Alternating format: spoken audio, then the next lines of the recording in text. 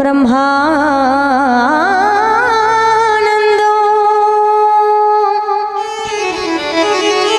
परम सुखदो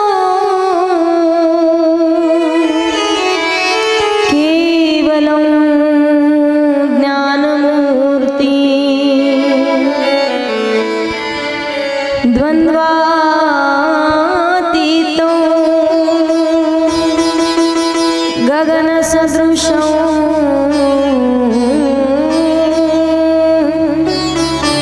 तत्त्वमस्यादिलक्ष्यो एको नित्यो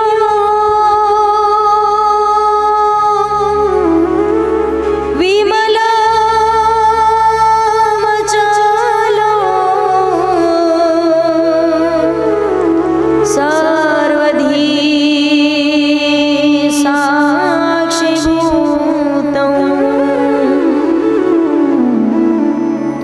भवातीतो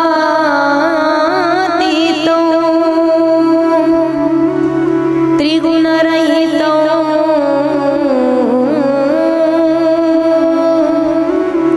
सद्गुरुं तं नमामि। लक्ष्मीकान्तो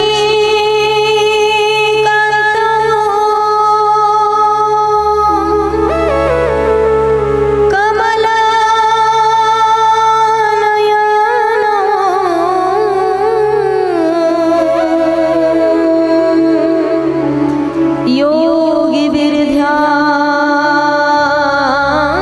योगिभिर्ध्यानगम्यो वन्दे विष्णुं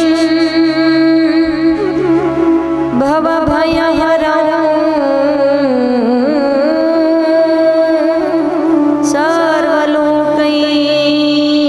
सर्वलोकैकनाथं लोकाभिरामं रणरङ्गधीरं राजीवनेत्रं रघुशनाथं कारुण्यरूपं करुणाकरन्तं श्रीरामचन्द्रं शरणं प्रपद्ये। मनोजवं मारुततुल्यवेगं जितेन्द्रियं बुद्धिमतां वरिष्ठं वातात्मजं वानरयूथमुख्यं श्रीरामदूतं शरणं प्रपद्ये।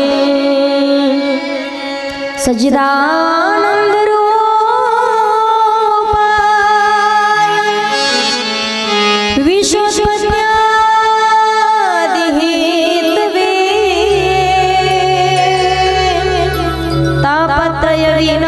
तापत्रयविनाशाय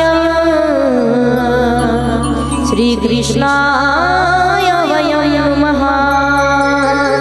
यं प्रव्रजन्तमनुपेतमपेतकृत्यो द्वैपायनो विरहकातर आजुहाव पुत्रेति तन्मयतया तरोभिनीदो स्तं सर्वभूतहृदयो मुनिमानतोऽस्मि। जय जय श्री राधारमण जय जय नवल किशोर जय गोपी चित चोर प्रभु जय जय माखन चोर गोपाल कृष्ण भगवान की। श्री गुरु चरण सरोज रज निज मन मुकुरु सुधारि वर्ण रघुवर विमल जसु जोधाय फल चारि बुद्धिहीन तनु जानिके सुमिरो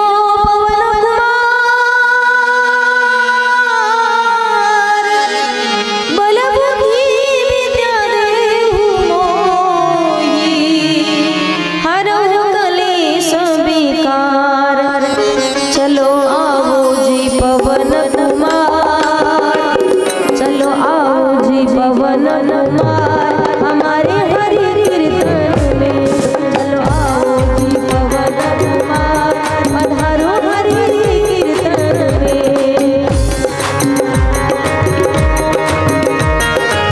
हरि बोल जय हो।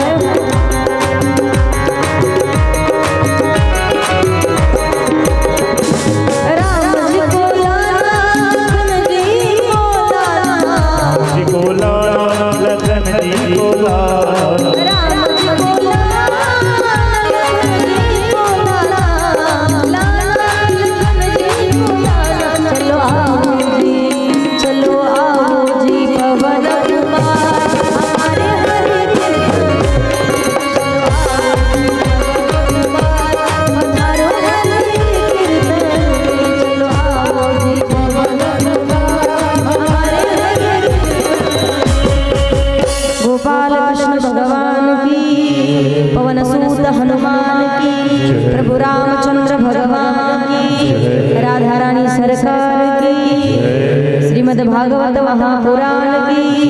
जय जय श्री राधे, जय जय श्री राधे, जय जय श्री राधे श्याम।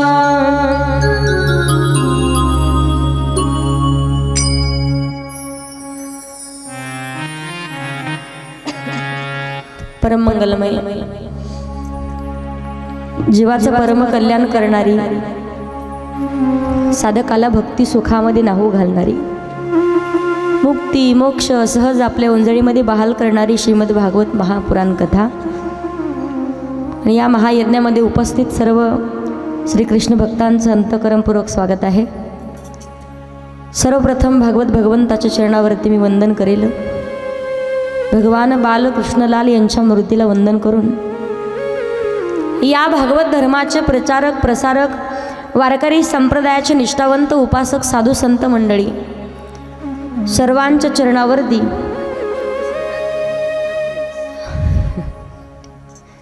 विनम्र वादन करून, नाव काय तुमचं? नाही नाव ठीक आहे। जय श्री कृष्ण।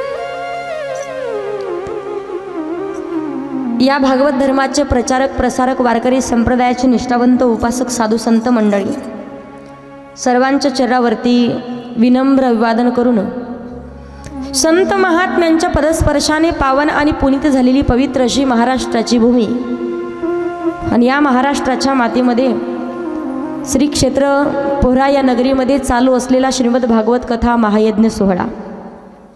या महायज्ञामध्ये जर आपण पाहिलं, लहान लेकरापासून तर म्हाताऱ्या माणसापर्यंत प्रत्येकजण या पवित्र अशा कार्यक्रमामध्ये सक्रिय आहे। भगवान परमात्मानं अतिशय अनमोल असा नरदेह आपल्या स्वाधीन केल्याच्या नंतर प्रत्येक व्यक्तीने जन्माला आल्याच्या नंतर एका गोष्टीचा विचार केला पाहिजे। कधीतरी माणसाने विचार करून कथा श्रवण केल्याच्या नंतर माणसाची प्रापंचिक श्रीमंती आणि कधीतरी पारमार्थिक श्रीमंती सुद्धा आपण तपासून पाहिले पाहिजे। ज्या वेळेला आपली प्रापंचिक श्रीमंतीपेक्षा पारमार्थिक श्रीमंती जास्त असेल तेव्हा समजून घ्यायचं आता आपली जागा भगवंताच्या चरणाजवळ आहे। कारण 7 दिवसासाठी श्रीमद् भागवत महापुराण कथेच्या निमित्तानं आपल्या पोहरा या नगरीमध्ये भगवान परमात्माचं ज्ञानरूपी गंगा वाहत आलेली आहे। जलरूपी गंगा आणि ज्ञानरूपी गंगा यामध्ये फरक आहे। महिला मंडळ लक्ष देऊ नये का? जी जलरूपी गंगा आहे त्या गंगेमध्ये आपण स्नान करण्यासाठी गेलो तर पाय घसरून पडण्याची शक्यता आहे, बुडण्याची शक्यता आहे, बरोबर। पण ज्ञानरूपी गंगेमध्ये जो कोणी स्नान करण्यासाठी येईल ना, जो बुडालाय त्याचा ही बेडा पार करणारी ही गंगा आहे, म्हणून ती येणं फार महत्त्वाचं आहे। संत सुंदर असं वर्णन करतात, 7 दिवसासाठी आपण एकत्रित आहोत, माहिती नाही कधी कोणावरती काळ घालेल आणि या जगातून स्वतःची यात्रा संपून कधी भगवंताकडे जावं लागेल, क्षणभंगूर नाही भरवसा। पण संतांनी सुंदर असं वर्णन केलंय पहा। 2 ओंडक्याची होते सागरात भेटा, एक लाट तोडी दोघा पुन्हा नाही गाठा। क्षणिक तेव्ही आहे बाळा मेळ माणसांचा, पराधीन आहे जगती पुत्र मानवांचा दोष ना कुणाचा। आपण सर्वजण कथेमध्ये वाहत चाललेलो लाकडाचे ठोकळे, आता इथे ठोकळे पाहिले तर काही भंडाऱ्याचे ठोकळे आहेत, काही जवळचे जेवढे लाखणी गावाचे ठोकळे आहेत, आम्ही सगळे जालन्याचे ठोकळे। कथा संपण्याची लाट येणार आहे, तुम्ही आम्ही आपोआपल्या का थांबणार आपण वर्षभर इथं? सगळ्यात चांगला योग आहे, भाग्यवान आहोत आपण। आज सलग 11व्या वर्षी सुद्धा आपल्याला श्रीमद भागवत महापुराण कथा श्रवण करायला भेटते। सगळ्यात महत्त्वाचा मुद्दा माहिती नसेल तर तुम्हाला माहिती म्हणून सांगते, तुमच्या माहितीस्तव या वर्षी तरी आपल्या कार्यक्रमामध्ये एखाद्या गोष्टीची कमतरता भासली असेल तर भासू द्या, पण प्रत्येक आयोजक नियोजक संयोजक कमिटी मंडळी, एखादे महाराज मंडळी असू द्या, एखादे ज्ञानी व्यक्ती असू द्या, ज्या काही गोष्टी लोकांच्या हितकल्याणाच्या असतील प्रत्येकजण स्वतःच्या आचरणात आणण्याचा प्रयत्न करत आहे। मला सांगायचं एक, या वर्षी आपलं सप्ताहाचं 11वं वर्ष आहे, आम्हाला भाग्य लाभलंय कथा करण्याचं, पण पुढच्या वर्षी सगळ्यात महत्त्वाचं वर्ष आहे तुमचं। ते कोणतं? एक तप पूर्ण होत आहे, 12 वर्ष पूर्ण झाल्याच्या नंतर एक तप पूर्ण होतं। 12 वर्ष सलग आपण एखादी गोष्ट एखादं कार्य जर केलं तर 12 वर्षाच्या नंतर ते काम आपलं पूर्णत्वात जातं। 12व्या वर्षी तुम्ही प्रत्येकाने सक्रिय व्हायचं आहे, आजच नियोजन करायचं, प्रत्येकाने काहीतरी सिंहाचा वाटा हातात घ्यायचा आहे। या वर्षी जरी अन्नदान सगळ्या गावाला झालं नसेल, पुढच्या वर्षी प्रत्येकानं म्हणावं ताई जाऊ दे आमचे 5,000 रुपये, पण आम्ही सुद्धा चांगले कार्यक्रम करू लागण्यासाठी काहीतरी सहभागी होऊ। आनंद वाटेल प्रत्येक माणसाला। रोज संध्याकाळी कथेच्या अगोदर कथेच्या नंतर या ठिकाणी अन्नदान झालं, 7 दिवस गावात जर पुढच्या वर्षी चुलच पेटवण्याची वेळ घरे कोणत्या महिलेवरती आली नाही तर आनंदानं प्रत्येकजण सप्ताहाचा आनंद घेतील, आणि ते प्रत्येकानं केलं पाहिजे। 12 वर्ष पूर्ण झाल्याच्या नंतर एक तप पूर्ण होत आहे, मग 12 वर्ष भगवंताचं भजन करा, 12 वर्षाच्या नंतर तुम्ही नामचिंतन केलेला महामंत्र होईल।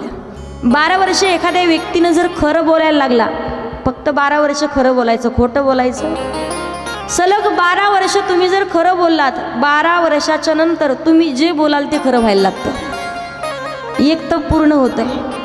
मग पुढच्या वर्षी एक तप पूर्ण होईल म्हणून प्रत्येकानं याहीपेक्षा मोठं नियोजन करायचं आहे, याहीपेक्षा मोठं आयोजन करायचं आहे।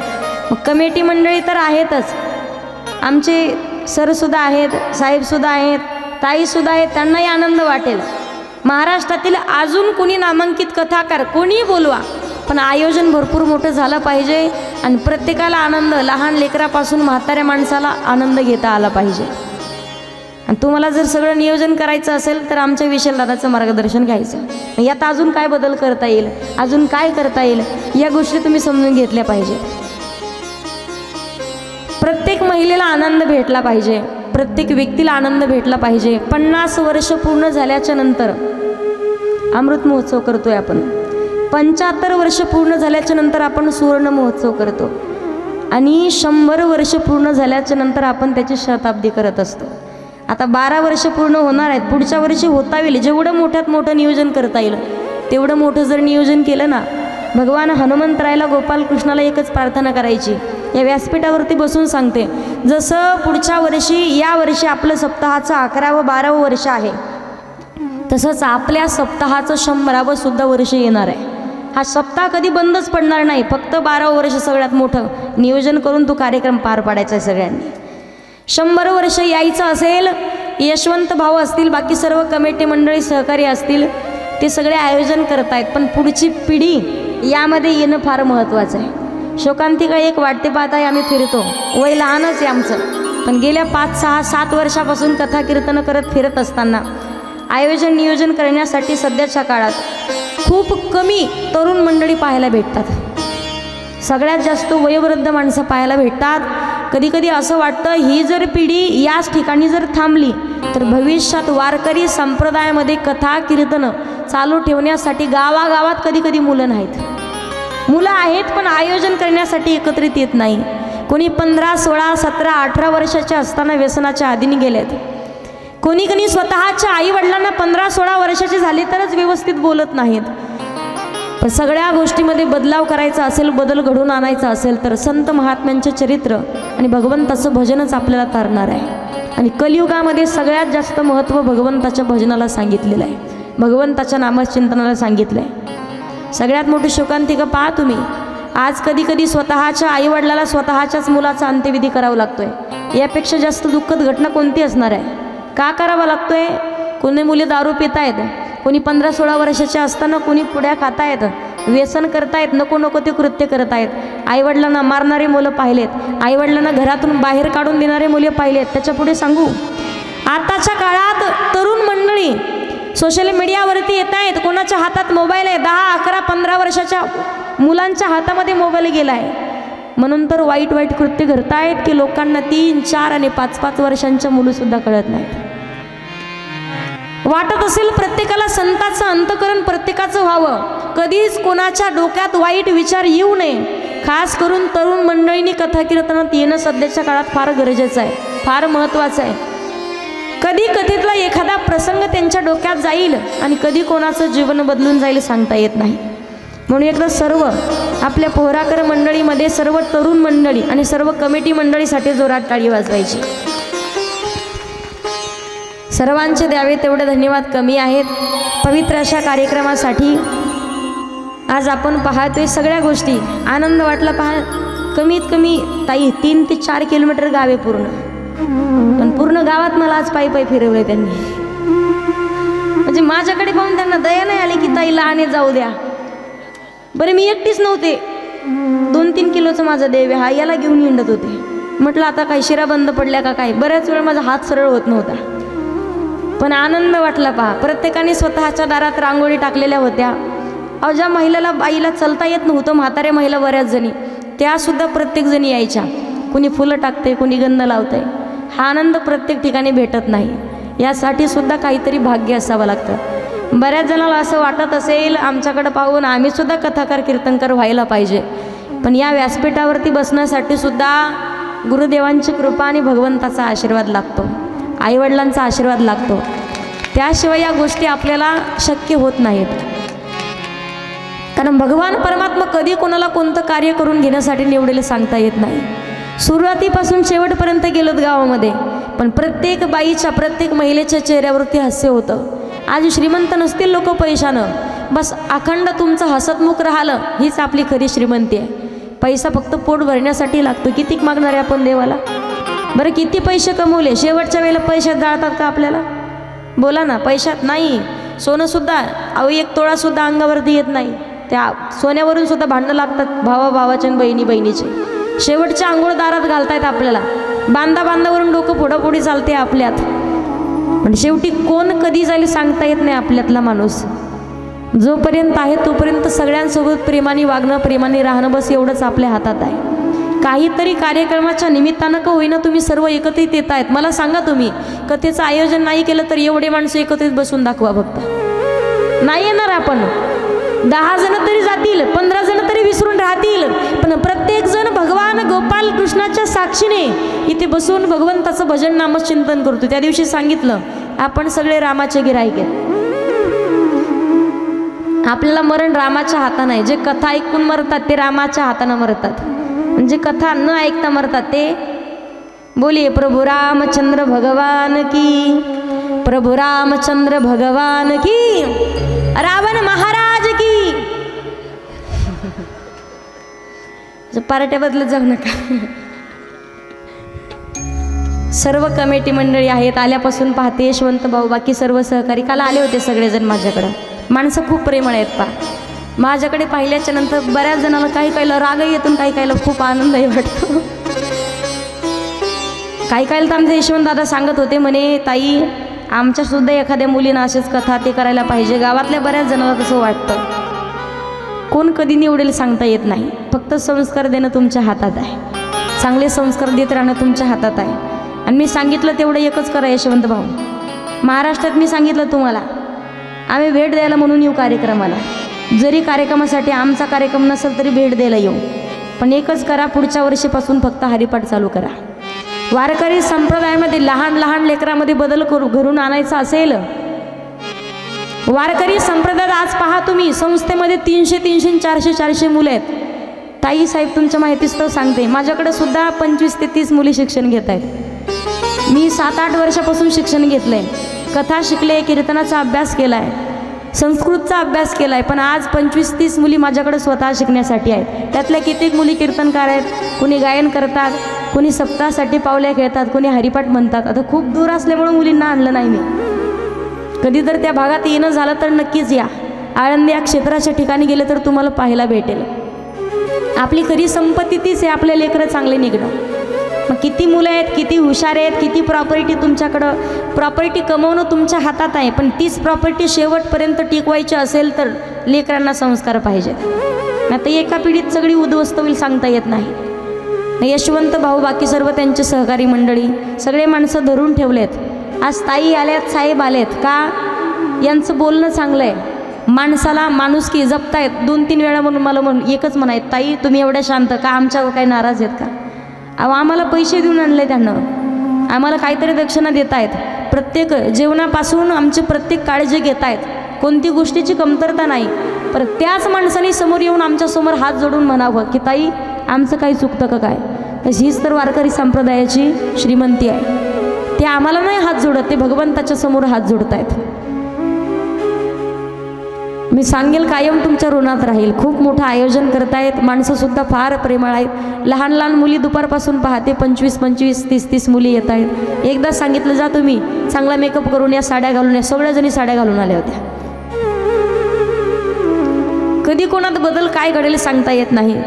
बाकी सर्व सर्व कमिटी मंडळी आहेत. उद्या तर आपलं सकाळी प्रवचन होणारच आहे. पण सांगायचं म्हणजे ज्यांच्याकडून तुम्ही 7 दिवस ॲक्टिव्ह पॅड वाजवलेला ऐकला आहे, गेल्या कित्येक वर्षापासून आपल्या गावात जे येत आहेत, मार्गदर्शन आपल्या गावाला आहे. आदरणीय आमचे विशाल दादांसाठी एकदा सर्वांनी जोरात टाळी वाजवायची. इकडे ज्यांच्याकडून तुम्ही ढोलक ऐकतायत, आदरणीय आमचे अभिषेक दादा ठाकूर दादांसाठी सुद्धा सर्वांनी जोरात टाळी वाजवायची. इकडे आमचे 7 दिवस झाले ज्यांच्याकडून तुम्ही तबला ऐकताय, आमचे प्रवीण दादासाठी जोरात टाळी वाजवायची. आणि अगदी ज्यांचं कालपासून ज्यांचं आगमन झालेलं आहे, ज्यांची माझी पहिलीच भेट आहे, सुंदर असं सिंथ कीबोर्ड वाजवत आहेत, गायनही सुंदर करतात आमचे तुलसीदास महाराज, एकदा त्यांच्यासाठी जोरात टाळी वाजवायची.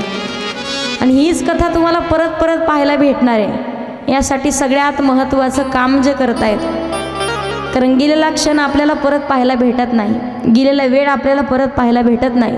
आणि हीच कथा परत पाहावीशी वाटली, प्रत्येकाची इच्छा निर्माण झाली. कथा यूट्यूबला जाणार आहे. सगळ्यात मोठं काम ज्यांनी केलं आहे यूट्यूब क्षेत्रामध्ये माझे 2 भावंड आहेत. पहा, मला सांगायचं एकच, असं मी ऐकलेलं एक वाक्य आहे. पहा, हे जे दोन्ही मुलं येत आहेत, आज महाराष्ट्रात जेवढे नामांकित कीर्तनकार कथाकार आहेत सगळे ताई त्यांच्या परिचित आहेत.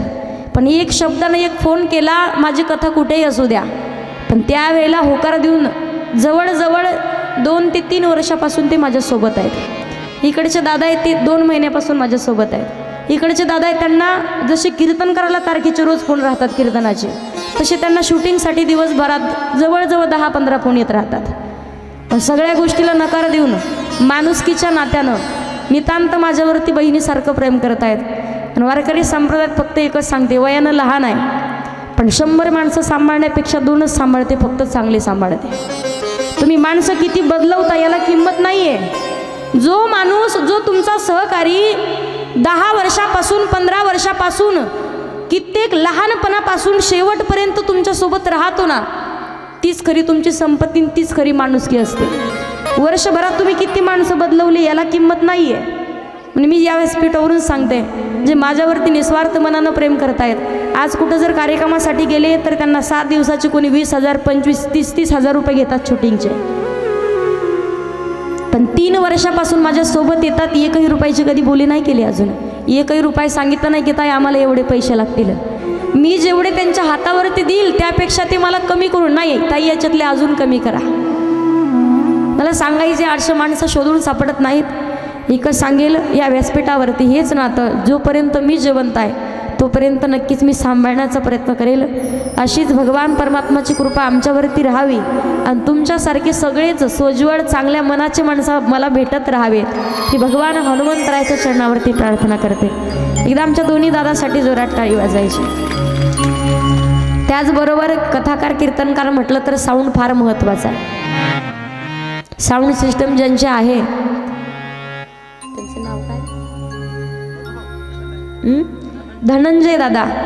काल जवळजवळ अर्धा एक तास आमची मुलाखत आमचं बोलणं झालं, रूमवरती आले होते। मला दादांची अशी ख्याती कळाली की दादा ज्या वेळेला आपल्या कधी कधी मध्यंतरी काहीतरी कारणास्तव म्हणा काहीतरी म्हणा कथा, असं काही लोक म्हणायची कथाच नाही करायची आपल्याला, पण आपले धनुभाऊ म्हटलं तुम्ही जर एवढा मंडप एवढं साऊंड जर कुठं बोलवायला गेले आमच्या भागात जर कधी आले तर त्या पैशाची किंमत जर सांगितली एवढ्या गोष्टीची एवढ्या साहित्याची किंमत 1.5 ते 2 लाख रुपये घेतात 7 दिवसाचे। पण धनुभाऊनी सांगितलं की दरवर्षी ताई वाढवत नाहीत, कमी करतायत माझे। एकदा धनुभाऊसाठी सर्वांनी जोरात टाळी वाजवायची। धनुभाऊ एक सांगते तुम्हाला, हे प्रेमाचे माणसं आहेत तुमचे म्हणून तुमचे कमी कमी करत आहेत आणि तुम्ही ते ऐकून घेतायत, पण याच्या बदल्यात हनुमंतराय भगवान गोपाल कृष्ण एवढं देतील तुम्हाला वर्षभर। चालू आहे, तुम्ही सांगितलं काल दिवस रात्री गाडी बाहेर चालूच आहे। हे फक्त करत राहा, आपल्यामुळं काहीतरी चांगलं कर्म घडतंय, चांगलं कार्य, तुम्हाला माळ घेऊन जप करायची गरज नाही।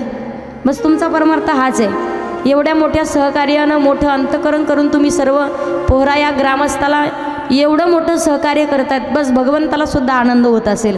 मग सर्वांनी जोरात टाळी वाजवून त्यांचं स्वागत करायचं। बाकी सर्व कमिटी मंडळी आहेत, आयोजक नियोजक आहेत, सर्वांचे धन्यवाद व्यक्त करते। सगळ्यात महत्त्वाचा विषय सांगायचं म्हटलं तर आज ज्यांच्यामुळे मी तुमच्यासमोर कथा करू शकते, ज्यांच्यामुळे मी कीर्तन करते, महाराष्ट्रभर फिरते। आज जर आपण कीर्तनकार एखादी मुलगी झाली ना तर त्या मुलीला कुठंतरी कोणीतरी ड्रायव्हर पहा, कोणीतरी बाकीचे माणसं घेऊन, बरे विश्वास कोणावरती टाकावा हा जगात सगळ्यात मोठा प्रश्न आहे। पण आज मी भाग्यवान आहे, मी सांगेल माझ्यासारखे वडील, माझ्या वडिलांसारखे वडील, बाकी सर्व कीर्तनकार मुलींना, बाकी सर्व ज्या मुलींना काहीतरी आयुष्यात स्वतःच्या पायावरती उभं राहायचं आहे, असे जर वडील भेटले तर नक्कीच ती मुलगी पाठीमागे पाहणार नाही पहा। कुठेही फिरत असू द्या, 200, 250, 300, 400 किलोमीटर अंतरावर जरी कीर्तन असेल तरीसुद्धा मला ड्रायव्हिंग करून पोहोचण्याचं सही सलामत काम माझे वडील करतात। सगळ्यात जुना काळ जर सांगितलं, काही काळ असा होता यशवंत भाऊ, यूट्यूबला पाहिलंही असेल तुम्ही, कित्येक दिवस आम्ही 3 जणी बहिणी आहेत, 2 भाऊ आहेत, पण सगळ्यांचे शिक्षण करत असताना कित्येक वर्ष शेतीमध्ये जास्त पीक येत नव्हतं, म्हणून 5, 6 ते 10 वर्ष माझ्या आईवडिलांनी स्वतः ऊसतोडीचं काम करून आम्हाला शिकवलेलं आहे। आज आनंदाचे दिवस आपल्याला पाहायला भेटत आहेत, तुम्हाला आनंद वाटतो, तुम्हाला वाटत असेल खूप चांगलं आहे, म्हणून मला परिस्थितीची जाणीव आहे, कोणती गोष्ट पाहिजे, कोणती गोष्ट असते नसते, परिस्थिती कशी असते माणसाची, सगळ्या गोष्टी माहिती आहेत।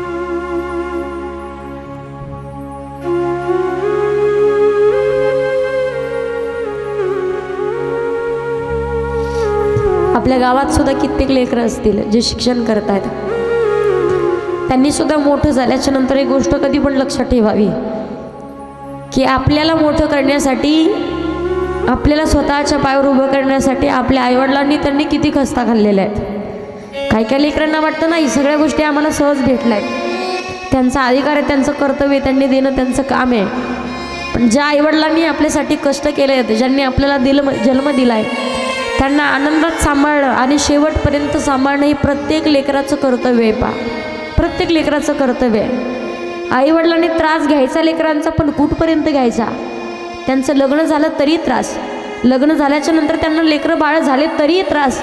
कित्येक प्रसंग ऐकलेत मी, आपल्या गावात सुद्धा तशाच घटना घडलेल्या आहेत। आईवडिलांनी जन्म दिला आहे, पण बऱ्याच लेकरांना किंमत राहत नाही, कष्ट केलेत आपल्यासाठी, मला एकच सांगायचं आहे, जोपर्यंत आईवडील जिवंत आहेत तोपर्यंत आपण त्यांची सेवा अंतःकरणातून केली पाहिजे. पहा, भगवान परमात्माशिवाय, देवाशिवाय आईवडील निघून गेल्याच्या नंतर जगात आपलं कोणी राहत नाही. माझ्या वडिलांसाठी सर्वांनी जोरात टाळी वाजवून स्वागत करायचं एकदा. बाकी सर्व सहकारी मंडळी आहेत, ग्रामस्थ मंडळी, पंचकृषीतून आले सर्वच भाविक भक्त आहेत, ज्यांच्याकडे आम्ही गेल्या 4-5 दिवसापासून नाश्ता करतोय. 2-3 जणांकडे आमचं भोजनही झालं आहे. 2-3 जणांकडे चहा घेण्यासाठी सुद्धा गेलो आहेत. आणि बऱ्याच जणांची इच्छा आहे आम्ही यावं, पण आता राहिला आहे फक्त उद्याचा दिवस.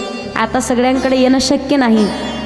तुमच्या मनात आलं ताईंनी यायला पाहिजे होतं, बस आम्ही चहा पिल्यासारखं आहे. आमच्यापर्यंत तुमचा चहा पोहोचला. सगळ्यांनी तुम्ही तुमच्यासाठी एकदा सर्वांनी जोरात टाळी वाजवायची. एक भजन घेऊ आणि त्यानंतर आपण कथेकडे वळू.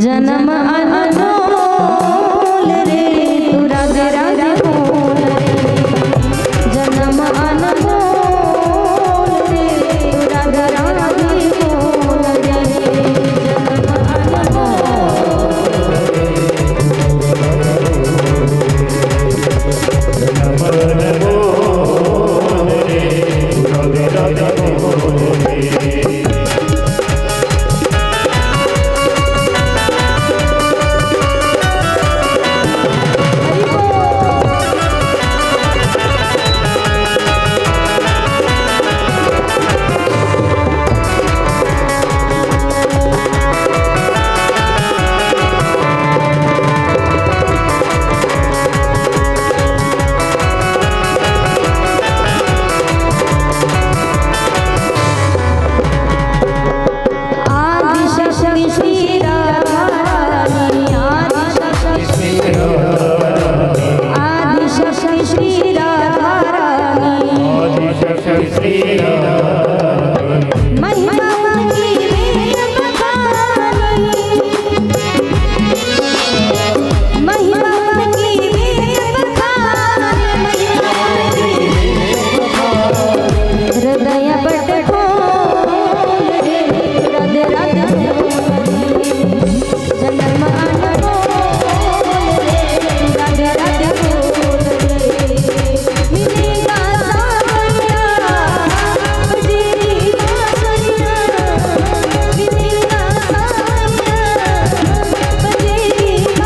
अनमोल रे तू राधे राधे बोल रे.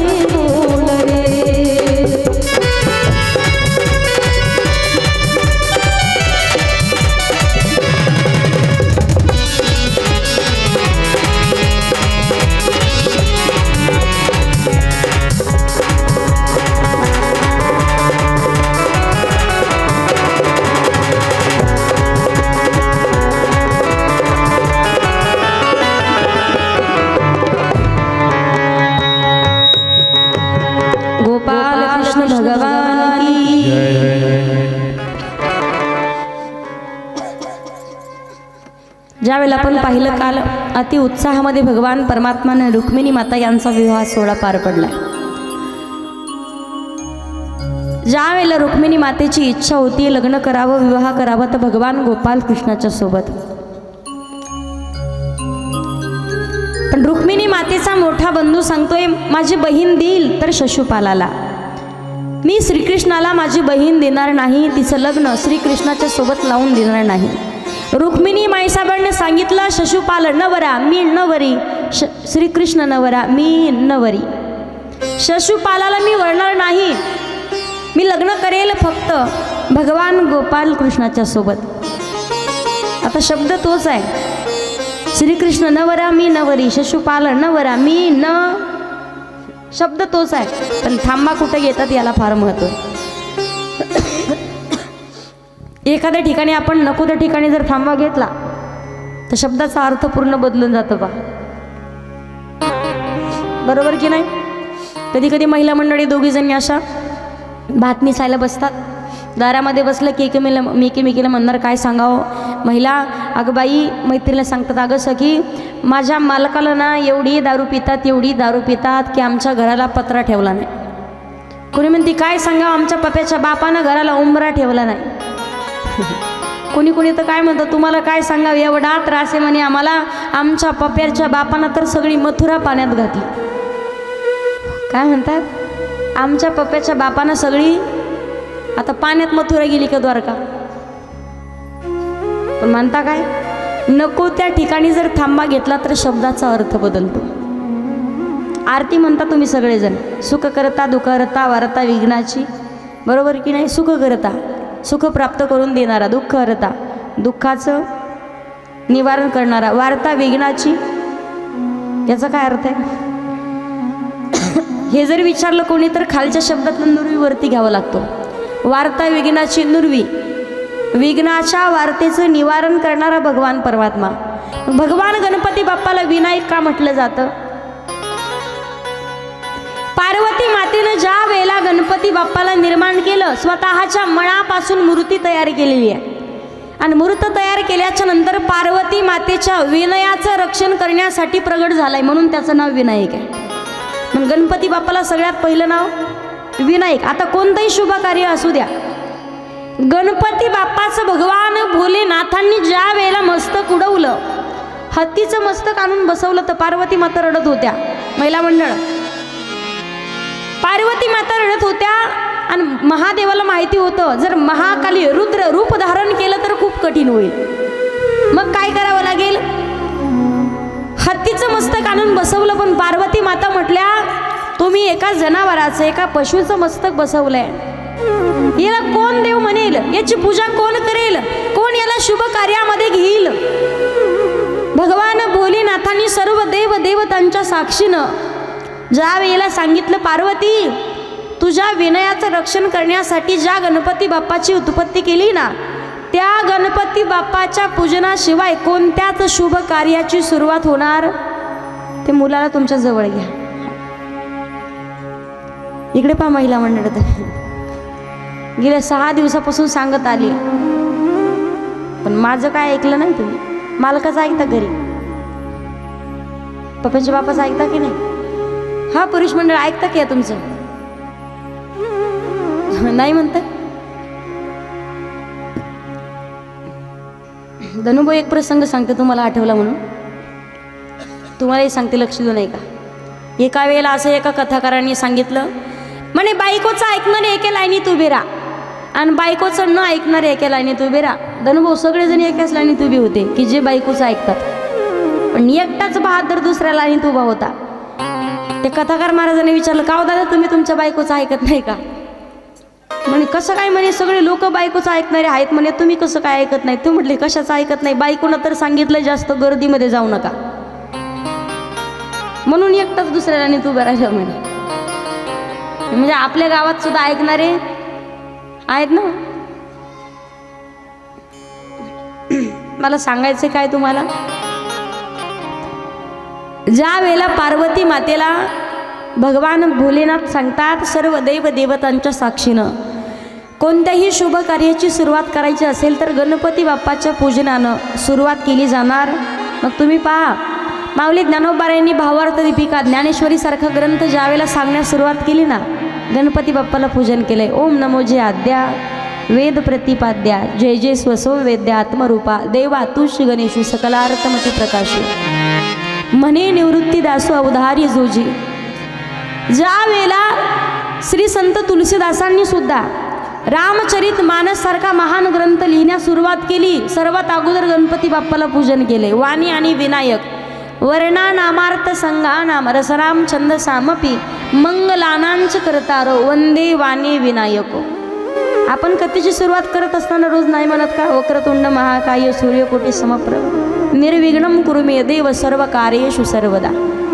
अगोदर गणपती बाप्पाचं पूजन केलं जातं आणि कीर्तन जरी करायचं असेल तरी करूया प्रथम नमन, करूया प्रथम नमन,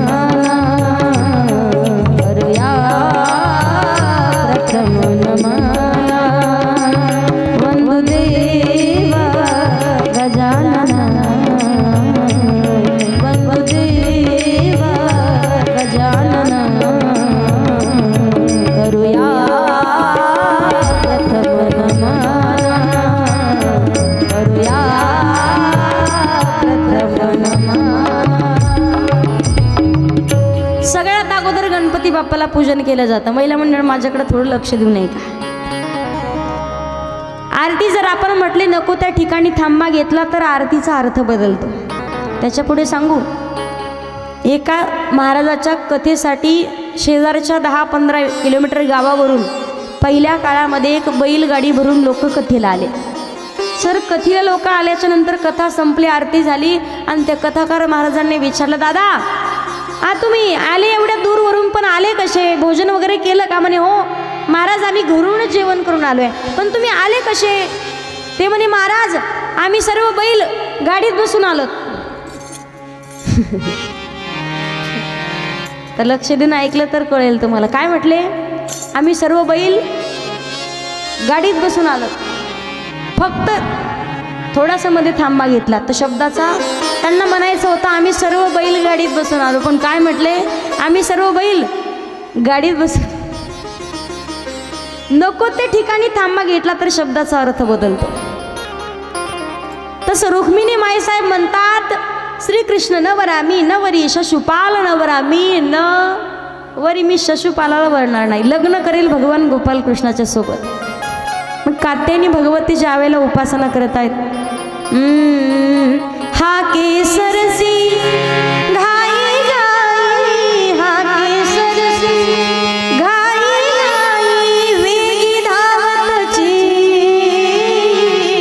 आली तापल्या उन्हात नाही आळस मनात, आली तापल्या उन्हात नाही आळस मनात. माझी रेणुका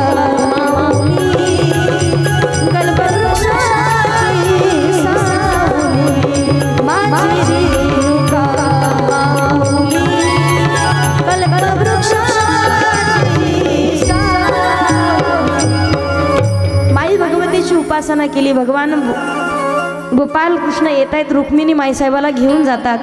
अति उत्साहामध्ये आनंदामध्ये लग्न सोहळा पार पडतो. ते आपण काल पाहिलं. काल कशा तुम्ही अशा वरमाईसारखे दिसत होते बरं? प्रत्येकाला वाटायचं आपल्याच पोराचं लग्न आहे का काय. आणि माणसाने जीवनात एकदा तरी कन्यादान करावं बरं.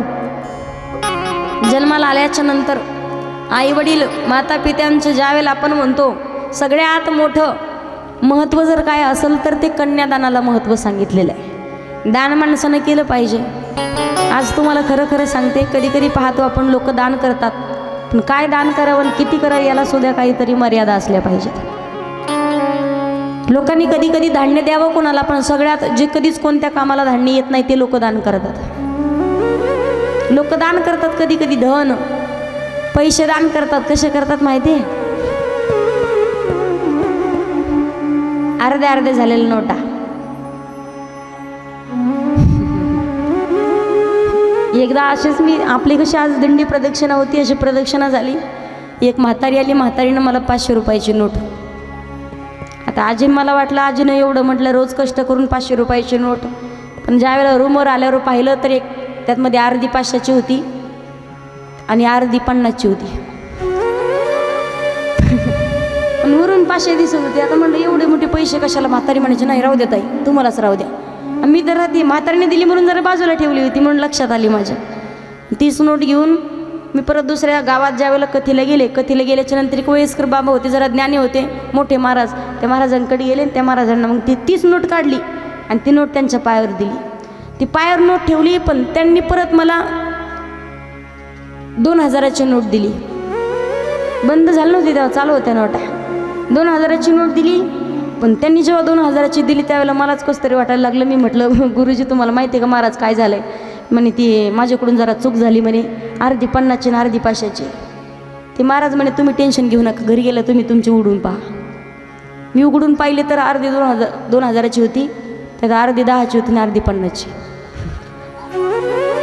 तसं घडतं कधी, जे कुठंच काही कामाला येत नाही ते महाराजाच्या पायावर देतात लोक. द्यावं दान, पण ते सुद्धा मोकळ्या मनानं दिलं पाहिजे. बरेच जण दर्शन घेतात, फुकट दर्शन घेऊ नये कधी. कारण कोणतंच काम कधी फुकट करून घ्यायचं. आम्हाला विचारतात हे कसं ते कसं ते कसं. दर्शन घ्यायला आलं की 10, 50, 5, कोणी 5 रुपये, कोणी 1 रुपये. दान केलं पाहिजे पण मोकळ्या मनानं. दान करण्याला सांगितलंय, अगोदर सांगितलं दान करावं, पण काय दान करावं याला सुद्धा महत्त्व आहे. ज्या गोष्टी तुमच्याकडे जास्त आहेत तुम्ही त्या गोष्टी दान करू शकता. तुमच्याकडे धन असेल तर धनदान करा, तुमच्याकडे अन्न असेल अन्नदान करा, तुमच्याकडे धान्य असेल धान्यदान करा, तुमच्याकडे वस्त्र असेल वस्त्रदान करा. आणि सगळ्यात महत्त्व जास्त सांगितलंय ते कन्यादानाला. मग एखाद्या आपण पाहतो काही जणांना मुलगीच नाही, भाग्यवान समजायचं. इकडं काही माणसं असतील बसलेली, कोणाला 2 मुली, कोणाला 3, कोणाला 4, कोणाला 5 मुली. भाग्यवान समजायचे ज्यांना मुली आहेत. पण ज्यांच्या घरात मुलगी त्यांच्या घरातच आनंद राहतो. मुलाला किती आनंदात सांभाळा, शेवटच्या वेळेला दांडाच दाखवता आपल्याला, ते घरात बाहेरच काढून देणार. आणि एकुलतं एक असल्यावर तर जास्तच बेजार करतं. पाहिजे तर माणसाला मुलगी घरात पाहिजे. कन्यादान करायचं असेल, बरेच जण म्हणत असतील ताई कन्यादान करण्यासाठी आमच्याकडे मुलगी नाही. एखादी गोर गरिबाची मुलगी आहे तुमच्या गावात, की तिचे आई वडील तिचं लग्न करण्यासाठी त्यांच्याकडे पैसे नाहीत, तुमच्या सोयी इच्छेने जेवढं तुम्ही त्यांना दान करू शकता तुम्ही त्यांना मदत करा, तुम्हाला कन्यादान केल्याचं फळ भेटेल. नाही जर झालं, दिवाळी झाल्याच्या नंतर आपण तुळशीचं लग्न लावतो की नाही, तुळशी मातेचं लग्न लावा. ते ब्राह्मणाच्या हातनं शास्त्रशुद्ध पद्धतीनं करा. ज्यावेळेला तुम्ही ते लग्न लावाल आणि त्यावेळेला एखाद्या गोरगरिबाच्या परिवारात काही दान द्याल, तुम्हाला त्यावेळेला सुद्धा कन्यादान केल्याचं फळ भेटेल. सगळ्यात मोठं श्रेष्ठ दान आहे ते कन्यादान करणं. रुक्मिणी आई साहेबाचं लग्न पार पडल्याच्या नंतर ज्या वेळेला रुक्मिणी मातेच्या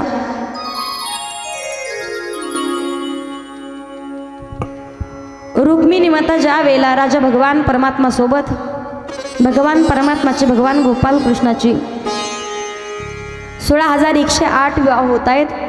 प्रामुख्यानं पहिला आहे तो रुक्मिणी माईसाहेब झालेला विवाह. रुक्मिणी मातेसोबत पहिला विवाह झाला भगवंताचा. द्वारकेची महाराणी झाली. आनंदामध्ये काही दिवस निघून गेल्याच्या नंतर देवाला पहिली संतान झाले, त्याचं नाव आहे प्रद्युम्न. देवाला पहिली संतान झाली त्याचं नाव प्रद्युम्न आहे. याच प्रद्युम्नाच्या हातानं शंभरासूर नावाच्या राक्षसाचा वध होता. शंभरासूर नावाच्या राक्षसाचा वध आहे. ज्या दिवशी त्या राक्षसाच्या कानावरती गोष्ट पडली की भगवान परमात्माच्या पहिल्या संतानाच्या हातानं आपला वध आहे, त्या राजानं त्या राक्षसानं ठरवलं आपण भगवंताच्याच पहिल्या संतानाचं हरण करायचं. म्हणून भगवान परमात्मा रुक्मिणी मातेची पहिली संतान प्रद्युम्न याचं हरण शंभरासूर नावाच्या राक्षसानं एका शिपायाला पाठवलं. शिपायाला पाठवल्याच्या नंतर प्रद्युम्नाचं हरण झालंय. रुक्मिणी माता प्रत्येक सगळीकडे पाहतायत पण बाळ सापडत नाही, ती मूल सापडत नाही, तो पुत्र सापडत नाही, सगळीकडे पाहलंय. कधी कधी एखादी महिला एखादी स्त्री पाणी आणण्यासाठी जर बाहेर कुठे गेली आणि लहान लेकरू घरात जर ठेवलं, आल्याच्या नंतर ते बाळ जर त्या आईला घरात दिसलं नाही तर आईची अवस्था, आईची मनस्थिती जागेवर राहत नाही. पूर्ण गल्लीत पाहते, शेजाराला विचारते, लेकरू तिथंही दिसलं नाही तर आजूबाजूला पूर्ण गावातही चक्कर, बाळ दिसेपर्यंत आईचं मन लागत नाही. रुक्मिणी माता सगळीकडे पाहत आहेत, मुलगा सापडत नाही, पुत्र नाही, मुलगा सापडत नाही म्हटल्याच्या नंतर इकडे ज्या शंभरासुरानं भगवंताच्या पहिल्या संतानाचं प्रद्युम्नाची चोरी केलेली होती, त्याच प्रद्युम्नाला एका महासागरामध्ये ते शिपायानं टाकून दिलं, त्याला फेकून दिलं. समुद्रामध्ये फेकल्याच्या नंतर एके दिवशी तेच शिपाई मासे पकडण्यासाठी त्याच समुद्रामध्ये गेले होते आणि एक जाळं टाकलं आणि त्या जाळ्यामध्ये एवढा मोठा मासा आला. तोच मासा पाहिला आणि त्या पूर्ण शिपायांना आनंद झाला, हा मासा आपण आपल्या राजाला देऊ. राजाला मासा देण्यासाठी सर्व शिपाई शंभरासुराकडे आले. आणि शंभरासुराला तो मासा दाखवला. शंभरासुर आनंदित झाला आणि शंभरासुराने सांगितलं, या माशाला स्वयंपाकगृहाकडे पाठवा. स्वयंपाकगृहाकडे त्या माशाला पाठवल्याच्या नंतर ज्या वेळेला त्या ठिकाणी स्वयंपाकगृहामध्ये मायावती नावाची एक स्वयंपाक करण्यासाठी त्या ठिकाणी थांबलेली होती. कामदेवाची मागच्या जन्मातली रती या जन्मामध्ये मायावती रूपाने होती आणि मागच्या जन्मातले कामदेव या जन्मामध्ये प्रद्युम्न नामाने होते. ज्या वेळेला त्याच मायावतीनं तो मासा कापला तर त्या माशामध्ये छोटासा बाळ निघाला. ती बाळ जसं पाहिलं तर ती आश्चर्यचकित झाली. ती बाळ निघाल्याच्या नंतर त्या ठिकाणी नारद मुनी प्रगट झाले आणि नारद मुनींनी सांगितलं, रती मागच्या जन्माची तू कामदेवाची पत्नी या जन्मात मायावती आहे आणि मागच्या जन्मामध्ये कामदेव या जन्मात प्रद्युम्न नावारूपानं आहेत. तुला प्रद्युम्नाला लहानाचं मोठं करून शंभरासुराचा वध करायचा आहे. या शंभरासुराला मोठं करून त्याला अघोरी विद्या मायेवी विद्या शिकवून शंभरासुराचा वध करायचा आहे. पण तुम्ही दोघांनी मिळून शंभरासुराला मारायचं आहे. प्रद्युम्नाला लहानाचं मोठं ज्या वेळेला ती मायावती करू लागली आहे, त्याला अघोरी विद्या शिकवते, त्याला मायावी विद्या शिकवते आणि प्रद्युम्न मोठा झाल्याच्या नंतर मायावती आणि प्रद्युम्न दोघेजण मिळून त्या शंभरासुराचा वध करत आहेत. इकडे शंभरासुराचा वध होतोय पण रुक्मिणी मायसाहेबाला राहवत नाही. पुत्र कुठे आहे, मुलगा कुठे आहे, बाळ कुठे आहे. आता ही गोष्ट भगवंताला माहिती होती. भगवान गोपाल कृष्णाला माहिती होतं की आपला मुलगा आहे कुठे, पण तरीसुद्धा त्यांनी कधीच रुक्मिणी मातेला सांगितलं. कारण तीच जर गोष्ट रुक्मिणी मातेला सांगितली असती प्रद्युम्न आहे तर कसं ना कसं तरी सगळ्या प्रजेला सगळ्या लोकांना समजलं असतं. हीच बातमी शंभरासुराच्या कानावरती पोहोचली असती. त्यानं प्रद्युम्नाला अगोदरच मारून टाकलं असतं. आपलं कार्य पूर्णत्वास गेलं नाही, गेलं नसतं, ते पूर्ण झालं नसतं. या उद्देशानं भगवंतानं सांगितलं नाही. हे जर चरित्र पाहिलं आपण तर छत्रपती शिवाजी महाराजांनी सुद्धा श्रीमद भागवत महापुराण कथेमधीलच स्वतःच्या आचरणात काही गोष्टी आणल्या. ज्या वेळेला दिल्लीमध्ये भगवान परमात्मा जसं रुक्मिणी मातेला सांगत नाही तसेच छत्रपती शिवाजी महाराज सुद्धा दिल्लीवरून सुटका झाल्याच्या नंतर धर्मवीर छत्रपती संभाजी महाराजांना मध्येच एका ब्राह्मणाच्या घरात ठेवण्यात येते, ब्राह्मण परिवारात ठेवण्यात येते. आणि इकडे रायगडावर आल्याच्या नंतर धर्मवीर छत्रपती संभाजी महाराज गेले या उद्देशानं दशक्रिया विधी त्यांचा 13वा सगळ्या गोष्टी करण्यात पूर्ण क्रिया केल्याच्या नंतर त्यांच्या दुश्मनाच्या सुद्धा कानावरती जाते की धर्मवीर छत्रपती संभाजी महाराज गेले. पूर्ण रायगडावरती सुद्धा सगळ्यांना शोक पसरलेला आहे. प्रत्येकाला वाटतं धर्मवीर छत्रपती संभाजी महाराज गेले, पण शिवाजी महाराजांना माहिती होतं. पण कधीच मासाहेब जिजाऊंना कधी सांगितलं का सांगितलं नाही. माता मौल्यांची गोष्ट आहे, कोणती महत्त्वाची गोष्ट किती सांगितलं तरी तीच गोष्ट त्यांच्या पोटात कधी राहत. म्हणून सांगत असते जास्त महत्त्वाच्या गोष्टी असतील तर मालकानं कधी स्वतःच्या पत्नीला सांगायच्या नाही, खूप महत्त्वाच्या असलेल्या. तर सगळ्याच गोष्टी सांगायच्या नाही असं नाही, पण खूप महत्त्वाची गोष्ट असेल तर पत्नीला कधी सांगायची. कारण जर सांगितली आणि तिला मालकानं म्हणावं पप्पीची माय अगं तुला म्हणून सांगतो कोणाला, तिनं ऐकून ती कुठं शांत बसते. तिच्या गावात पोहऱ्यामध्येच कोणतरी जवळची मैत्रीण असते, तिच्याकडे जाते, राधा अक्का तुला म्हणून सांगते का कोणाला सांगू नको. तिची जवळची मैत्रीण मीराबाई ती तिच्याकडे जाते, मीराबाई अगं तुला म्हणून सांगते कोणाला. तिच्या जवळची मैत्रीण केसराबाई तुला म्हणून सांगते कोणाला. तिच्या जवळची मैत्रीण जनाबाई तुला म्हणून सांगते कोणाला. आणि अख्ख्या पोऱ्यात माहिती होतं तुला म्हणून सांगते. कधीच कोणती गोष्ट पोटात राहत खुशाल नाही म्हणताय.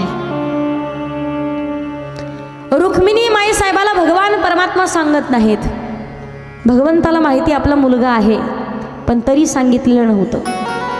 एखाद्याचा आईचा मुलगा जर निघून गेला ना, एखाद्या आईचा मुलगा लहानपणी जर मरण पावला 2 महिन्याचा 3 महिन्याचा असताना तेवढं दुःख होत नाही, पण लहानाचा मोठा केल्याच्या नंतर गेल्यावर जास्त दुःख होतं.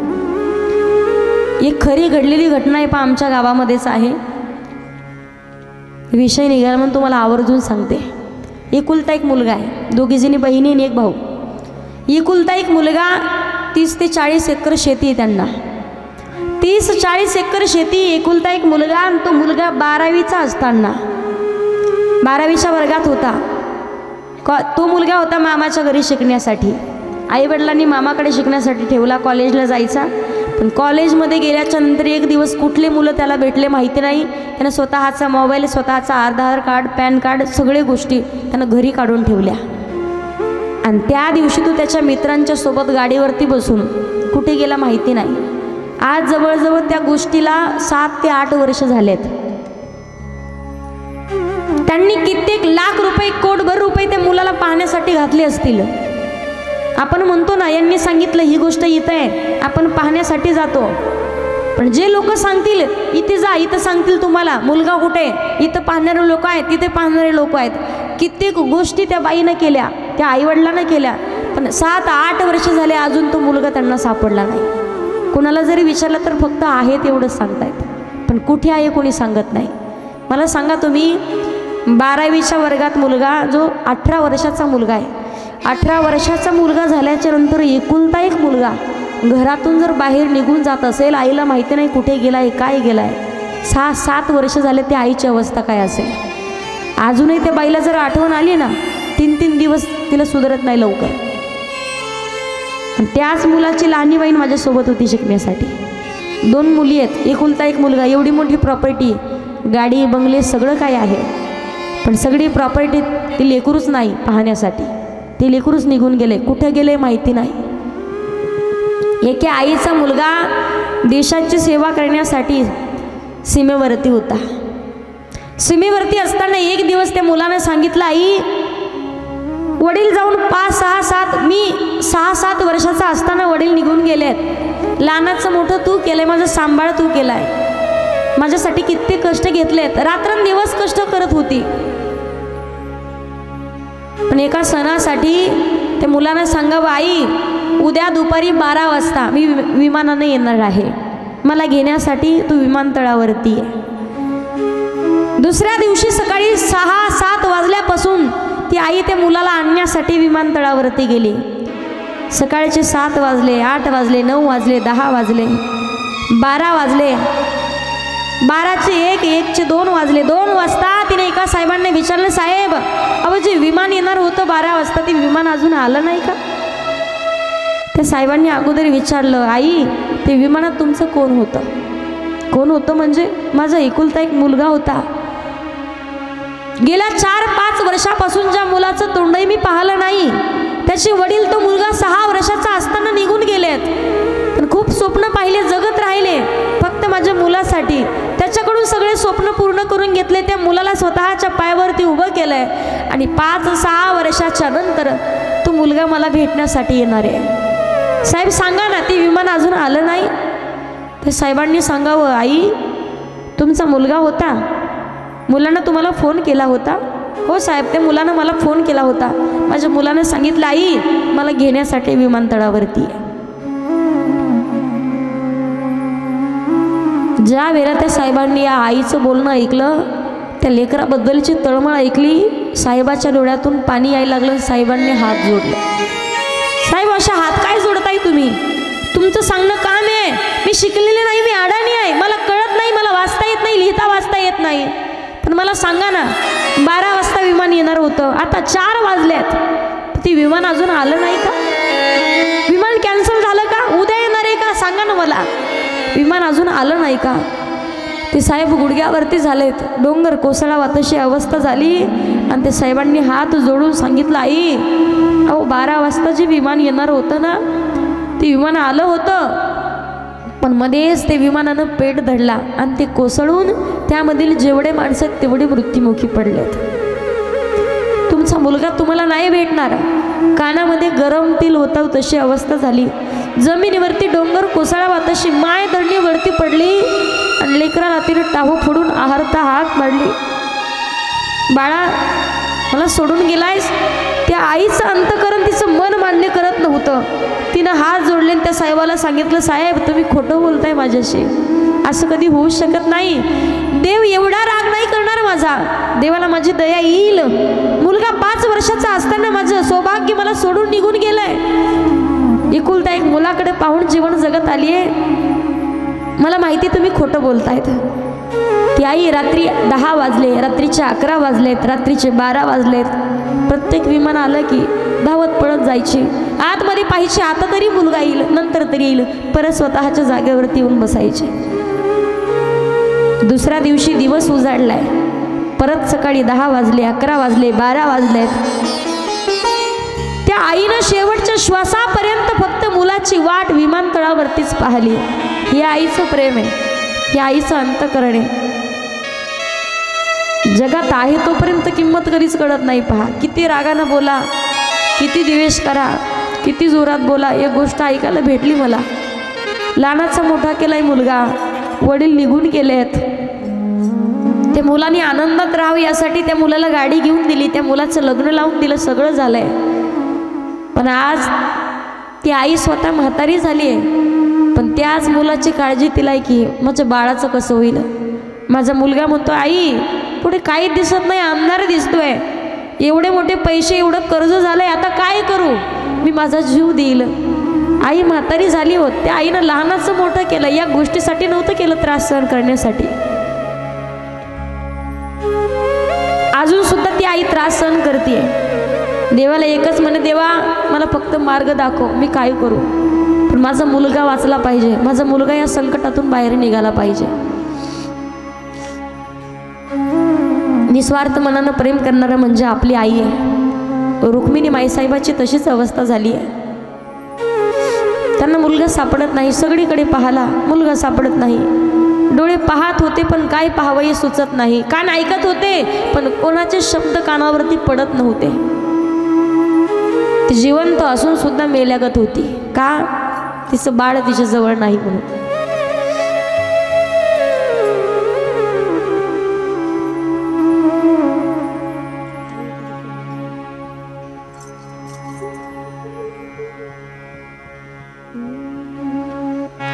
म्हणजे यशवंत दादाची कालपासून एक इच्छा आहे. पहा, एकच कडवं आहे, त्यांनी यूट्यूबला कुठेतरी ऐकलं असेल, मी अजून नाही म्हटले कधी.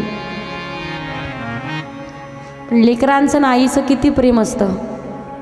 एका चित्रपटामधील ते एक गीत आहे, एक लाईन तुम्हाला म्हणून दाखवते. तो चित्रपटच फार सुंदर आहे, तुम्ही पाहिलाही असेल. चिमणी पाखरू पाहिलंय का? आई वडिलाचं लेकराचं प्रेम असतं काय ते त्याच्यात कळतं आपल्याला. किती दगडाच्या अंतकरणाचा माणूस असू दे, आपण तो चित्रपट पाहिल्याच्या नंतर तो माणूस सुद्धा ढसा रडणार. माया मंदिर हलले लागे कळस फुटाया, माया मंदिर हलले लागे कळस फुटाया, आज घायाळ पक्षी जाई पिलाला भेटाया, जाई पिलाला भेटाया, जाई पिलाला भेटाया, आज घायाळ पक्षी जाई पिलाला भेटाया. एखाद्या गाईला तिचं वासरू कुठंतरी बाहेर दुसऱ्या कळपात निघून जावं, जशी धावत पडत येऊन ती गाय त्या लेकराला शोधते ना, तसं स्वतःच्या आईचं जो 9 महिने 9 दिवस तो गोळा पोटात सांभाळाय ना, ते लेकरू जर ती आईला निघून गेलं बाजूला तर ती आई तसं शोधत राहते. रुक्मिणी माईसाहेबांनी सगळीकडे पाहिलं पण प्रद्युम्न सापडत नाही. प्रद्युम्नाचा शोध लागत नाही. भगवंताला माहिती होतं पण भगवंत सांगत नाहीत. पण शंभरासुराचा वध झाल्याच्या नंतर लहानाचा मोठा झालेला प्रद्युम्न भगवान परमात्मा त्याला घेऊन रुक्मिणी मातेच्या समोर आलेत आणि रुक्मिणी मातेच्या समोर येऊन दाखवलं. रुक्मिणी माता फक्त पाहत राहतात, ओळखायला येत नाही हा आपला मुलगा आहे म्हणून. भगवान परमात्माने सांगितलं, रुक्मिणी अगं जोपर्यंत तुझा बाळ तुझ्या जवळ नव्हता, तुझा पुत्र तुझ्या समोर नव्हता, तोपर्यंत एवढा टाहो फुटून रडत होती, त्याच्या शोधामध्ये तुझं मन राहत नव्हतं. आणि आज तोच मुलगा तुझ्या समोर उभा आहे, पण तुझ्या लक्षात येत नाही. रुक्मिणी माईसाहेबांना धावत पळत जाऊन घट्ट मिठी मारली आहे. माझा प्रतिम नाही, माझा बाळ आहे. त्याला जवळ घेतलं. बाळा कुठे गेला होता सोडून? त्यावेळेला भगवान परमात्मानं सगळी झालेली लीला रुक्मिणी मातेला सांगितलेली आहे की पहिल्या संतानाच्या हातानं 100 सुराचा वध होता. यानंतर भगवान परमात्माचे 16,108 विवाहाची कथा येते. त्यामध्ये प्रामुख्याने भगवंताने महत्त्वाचे सुरुवातीचे 8 विवाह केलेत. भगवंतानं 16,108 विवाह केलेत, पण प्रत्येक गोष्टीला काहीतरी कारण आहे. बरेच जण म्हणतील ताई देवानं 16,108 केले, मग आम्ही 2-4 केलं तर कुठं बिघडलं? आपल्याला एक सांभाळणं होईना, एक सांभाळता सांभाळता नाकीनं वालेत, आणि 2-2 बायका सांभाळणं एवढं सोपं? ज्यांना असतील त्यांची गंमत पहा. 2 बायका आणि फजिती ऐका, त्यांच्यासारखी भानगड त्यांनाच माहिती. तुम्हाला प्रसंग आठवला म्हणून सांगते. एका ब्राह्मण बुवाचं डबल लग्न झालं पहा, आणि नेमका संक्रांतीचा सण आला. आज संक्रांत आहे ना, कोणी कोणी किती किती तोळे सोनं घेतलं?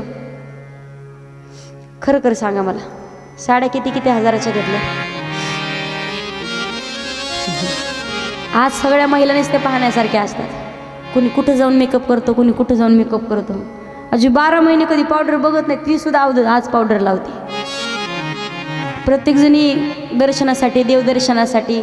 आता हा कार्यक्रम झाला की 2-3 दिवसात तो चालू होतोय हळदी कुंकवाचा. आल्याच 10-10, 5-5 जणी एकत्रित, 15-15 जणी, 50-50. बरं देतात काय हळदी कुंकवाच्या कार्यक्रमात तुमच्याकडं? चमचे, ती बारकी प्लेट, ती कशाच कामात येत नाही. इकडून तिकडून तिकडून तिकडे एवढंच काम राहतं फक्त. संक्रांतीचा सण आला की भांडणं राहणार म्हणजे राहणारच. सोनं मागणार. आणि तुम्हाला सांगते, मालकाला जर सोनं तुम्हाला पाहिजे असेल दरवर्षी संक्रांतीच्या वेळेला, एक काम करायचं, 2 दिवस अगोदरपासून 5 दिवस आधीपासून नुसते भांडे आपल्याला चालू करायचं घरातले. ती बरोबर ओळखून जाते त्यांना नेमकं पाहिजे काय. बरं सोनं असं नका. सोनं जर मालकानं दिलं ना, एवढा महिला मंडळाला कौतुक राहतं.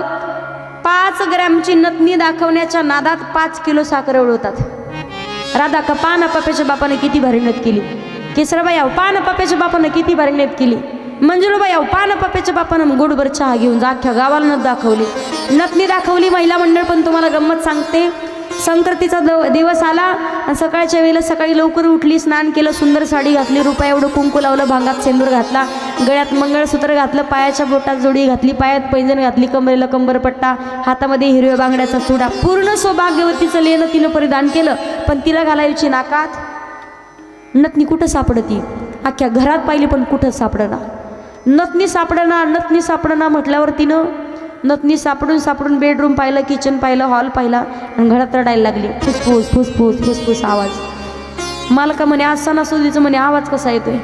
मालकानं पाहिलं म्हणे हिला काय झालं रडायला. म्हणे पप्याच्या माय काय झालं? काहीच ना काही विचार. झालं काय ते तरी तुम्हाला सांगितलं नाही, विचारू नका. अगं झालं काय सणासुदीचं? म्हणे एखाद्या घरातल्या लक्ष्मीनं रडणं चांगलं नाही पप्याची माय. अगं झालं काय तुला ते सांग. काय सांगू पप्याचा बाप, तुम्ही नव्हती आणली का काल ती? तर मालकाला वाटलं मी नेमकं घरात काय आणले. तो म्हटला नथनी का?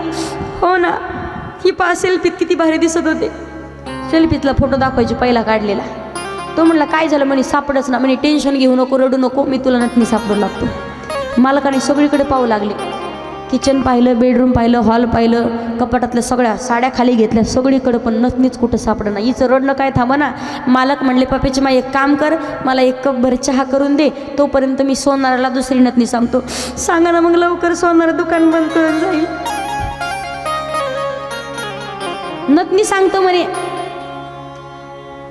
ज्या वेळेला तिने शेगडी लावली, पातेलं ठेवलं, त्याच्यामध्ये तिनं दूध टाकलं, तिनं चहा पावडर टाकली, तिला टाकायची होती माती. साखर टाकण्यासाठी तिने डब्बा खाली घेतला. डब्बा खाली घेतल्याच्या नंतर डब्याचं असं झाकण काढलं.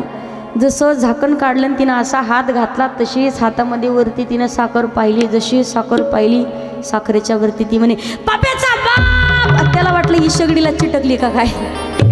असा धावत आला. पळत आल्याच्या नंतर म्हणे झालं काय. ती म्हणली काय नाही माझी नथनी सापडली. कुठं होती. साखरेच्या डब्यात नथनी सापडली. म्हणलं ती मालकाला म्हणे मालक ते शेगडी त्याच्यावर पातेलं त्याच्यात चहा तुम्हीच वता तुम्हीच प्यान पातेलं घासून ठेवा. म्हणली आता चालली मी. मला सांगायचंय काय काम संपलं की यांचं सुद्धा काम संपतंय. अजिबात डोकं लावणार या गोष्टीकडे संत कबीरदासांचं लक्ष जाते. संत कबीरदास महाराज म्हणतात नथनी these सियारणे सुमिरत bar bar. Nathni these सियारणे सुमिरत बार बार फिर नाक दिया सियारणे उसे भूल गई नार. ज्यानं नाकामध्ये घालण्यासाठी नथनी दिली त्या मालकाचं तुम्ही 1000 वेळा नाव घेता. पण ज्यानं नथनी घालण्यासाठी नाक दिलं भगवंताचं भजन आपण चुकूनही करत. मग सांगायचं काय चाललं होतं आपलं. 2 बायका आणि ब्राह्मण बुवाचं लग्न झालं. नेमका संक्रांतीचा सण आला आणि असं भांडण लागलं दोघीचं. ही म्हणायची पप्याचा बाप माझ्याकडे जेवायला. ती म्हणायची माझ्याकडं. नुसतं ब्राह्मण बुवाला उडू उडू त्यांना बारीक केलं. ब्राह्मण बुवा म्हणे भांडू नका. जिचा अगोदर स्वयंपाक होईल मी तिच्याकडे जेवायला येतो पण तुम्ही भांडू काय नका. पहिली केली हुशार होती. दुसऱ्या मजल्यावर राहायची. पहाटे 4 वाजता उठली. तिनं पुरणपोळीचा स्वयंपाक केला आणि सकाळी 6 वाजता आवाज दिला म्हणे आओ जेवायला झालं लवकर वरती या. ब्राह्मण बुवानी असं धोतर हातात धरलं 2-3 पायऱ्या चढले. 2-3 पायऱ्या चढून जात नाही तेवढ्यात खालची डोळी चोळीत बाहेर आली. जशी बाहेर आली तिनं पटकन गेली खालनं ब्राह्मण बुवाचे पाय पकडले. तिनं जसे पाय पकडले तेवढ्यात वरचीनं शेंडी पकडली. दोघींनी दोन्हीकडे ओढला. ब्राह्मण बुवा दोघींनी मिळून खाली पाडला. एक बसली छातीवर आणि एक बसली पायावर. तेवढ्यात शेजारच्या मंजुळाबाई आल्या आणि मंजुळाबाई म्हणतात अ ब्राह्मण बुवा अहो या वर्षी संक्रांत कशावर आहे. ब्राह्मण म्हणतात दिसू नका तुम्हाला 2 तास झाले माझ्यावर बसल्यात. संक्रांत कशावरच येत नाही पहिली पाप्याच्या बापावर येते.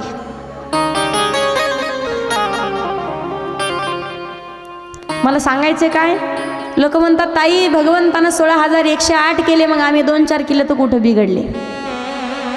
याला एक प्रमाणे संतांचं एका पुरुषात 2 नारी आणि पाप वसे त्याचे घरी. त्याच्यासारखा दुसरा महापापी जगात कोणी नाही ज्याला 2 बायका आहेत. भगवान परमात्म्यानं 16,108 विवाह केलेत पण प्रत्येक विवाहाच्या पाठीमागे काही ना काहीतरी कारण आहे. भगवान परमात्म्यानं पहिला विवाह केला रुक्मिणी मातेच्या सोबत. दुसरी आहे जामवंती. तिसरी आहे सत्यभामा. नंतर आहे कालिंदी मित्रविंदा सत्या भद्रा लक्ष्मणा. आणि भगवान परमात्मानं 16,100 विवाह केले. ती कथा आहे. एका वेळेला भौमासूर नावाचा एक राक्षस आहे. भौमासूर नावाच्या राक्षसानं असा पण केला होता की 16,100 सुंदर मुलींच्या सोबत लग्न करायचंय. त्यांना कारागृहात डांबून ठेवलं. प्रत्येक राज्यातली एक मुलगी जी मुलगी रूपवान असेल जी सुंदर असेल जी देखणी असेल त्या मुलीला तो काही शिपायांना पार्यकऱ्यांना घेऊन त्या मुलींना तो चोरून घेऊन यायचा आणि कारागृहात डांबून ठेवायचा. ज्या वेळेला हीच गोष्ट भगवान परमात्माच्या कानावरती पोहोचली आई वडिलांना स्वतःची मुलगी लग्नाला आल्याच्या नंतर जाती कुठे माहिती नव्हतं. तिचं कोणी हरण केलंय तिला चोरून कोण घेऊन गेलंय कोणतीच गोष्ट माहिती नाही. पण भगवान परमात्मानं जाऊन ज्यावेळेला पाहिलं भौमासुरानं 16,100 कन्या कारागृहात ठेवलेल्या होत्या की राज्यातल्या पूर्ण सुंदर सुंदर मुली आहेत. ती मुलींच्या सोबत लग्न करायचं असा त्यानं पण केलेला होता. भगवान परमात्मानं कित्येक दिवस भौमासुराच्या सोबत युद्ध करून त्या भौमासुर नावाच्या राक्षसाचा वध केला.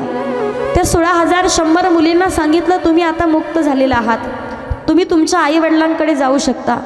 आता आयुष्यभर तुमच्या केसालाही कधी धक्का लागणार नाही. तुम्हाला कोणीच त्रास देण्यासाठी येणार नाही कारण तुमची स्वतः मी काळजी घेईल. त्या 16,100 कन्या रडायला लागल्या. डसा रडत आहेत. रडत असताना भगवान परमात्मानं विचारलं काही माझं चुकलंय का. तुम्हाला काही त्रास झालाय का. माझं काही चुकलंय का. मला माफ करा चुकलं असेल तर. तुम्ही रडताय का त्याचं कारण तरी सांगा. त्या 16,100 कन्या भगवान परमात्माला सांगू लागल्या देवा कित्येक वर्षापासून भौमासुरानं आमची चोरी केलेली होती. आज जर आम्ही आमच्या घरी गेलो तर आमचे माता पिता आमचा स्वीकार करतील का? कित्येक वर्षापासून आमची मुलगी गेली कुठे माहिती नाही, पण आई वडिलाचं अंतःकरण आहे, प्रेमाच्या पोटी आम्हाला ती जवळ करतील.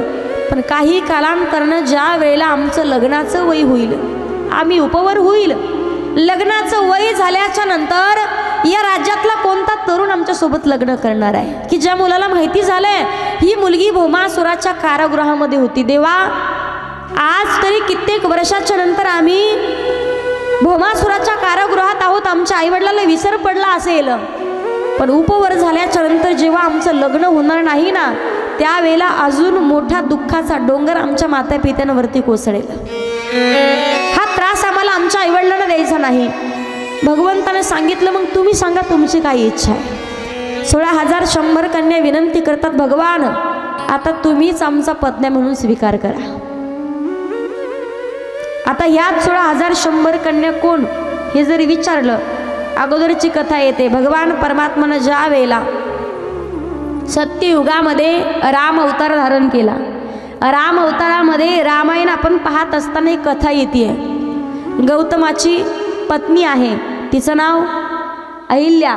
अहिल्याला ज्या वेळेला गौतमानं श्राप दिला, गौतम ऋषीनं श्राप दिल्याच्या नंतर सांगितलं की भगवान परमात्माचे जोपर्यंत चरणधुलीचा स्पर्श होणार नाही तोपर्यंत शेळा होऊन राहशील. भगवान परमात्मा सीता मातेचा शोध घेत ज्या वेळेला वनवासाकरिता निघालेले आहेत, चरणाचा स्पर्श, धुळीचा स्पर्श झाला आणि अहिल्या मातेला ज्या वेळेला भगवंतानं मुक्ती दिली आहे, अहिल्या मातेला मुक्ती दिल्याच्या नंतर सर्व जे ऋषी होते, जे ऋषी साधू महात्मा होते, त्यांच्या कानावरती अशी कथा आली की भगवान परमात्मा दगडाची स्त्री बनवून देत आहेत. ज्यांना ज्यांना पत्नी पाहिजे, ज्यांना पत्नी पाहिजे त्यांना देवाकडे जा आणि देवाला काय मागायचं तर ते मागून घ्या. तर मागावं माणसानं पण विचार करून मागितलं पाहिजे. साधू महात्म्यांना सुद्धा स्वतःचं मोह नाही आवरला, कधी काय मागावं हे लक्षात नाही आलं. आपण सुद्धा भगवंताला मागावं, पण काय मागावं, कसं मागावं, किती मागावं आणि कुणाला मागावं हे समजलं पाहिजे. भगवंताला मागावं, पण आपण मागण्याच्या अगोदर त्याला काहीतरी दिलं पाहिजे. एखाद्या व्यक्तीकडून तुम्हाला मागायचं आहे, पण त्या व्यक्तीकडून मागण्याच्या अगोदर त्या व्यक्तीचं तुमचं नातं तेवढं चांगलं असलं पाहिजे. मागावं नक्कीच. तरुण मंडळी कधी कधी मागतात, देवा आता तरी लग्न होऊ दे, नंतर तरी लग्न होऊ दे, आता तरी होऊ दे.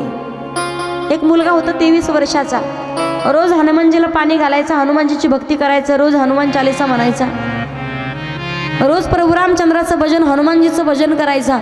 एक दिवस हनुमानजी त्याला प्रसन्न झाले, म्हणे बोल भक्ता तुला काय पाहिजे. म्हणे देवा बऱ्याच दिवस झाले म्हणे लग्न होत नाही, मला एखादी तरी मुलगी भेटली पाहिजे, एखादी तरी पत्नी, एखादी तरी बायको पाहिजे. हनुमंतराय म्हणतात, अरे मीच बालब्रह्मचारी, मलाच कोणी नाही दिली म्हणून मी इथं बसलोय. तू काही येडा झाला का म्हणे, तुला पाहिजे असेल पत्नी तर जा म्हणे माझ्या गुरुदेवांकडे. मग तो आला प्रभू रामचंद्राच्या मंदिरात. प्रभू रामचंद्राच्या मंदिरात आला आणि त्यानं भजन चालू केलं. श्रीराम जय राम जय जय राम, श्रीराम जय राम जय जय राम म्हणा. जोरात म्हणा सगळ्यांना.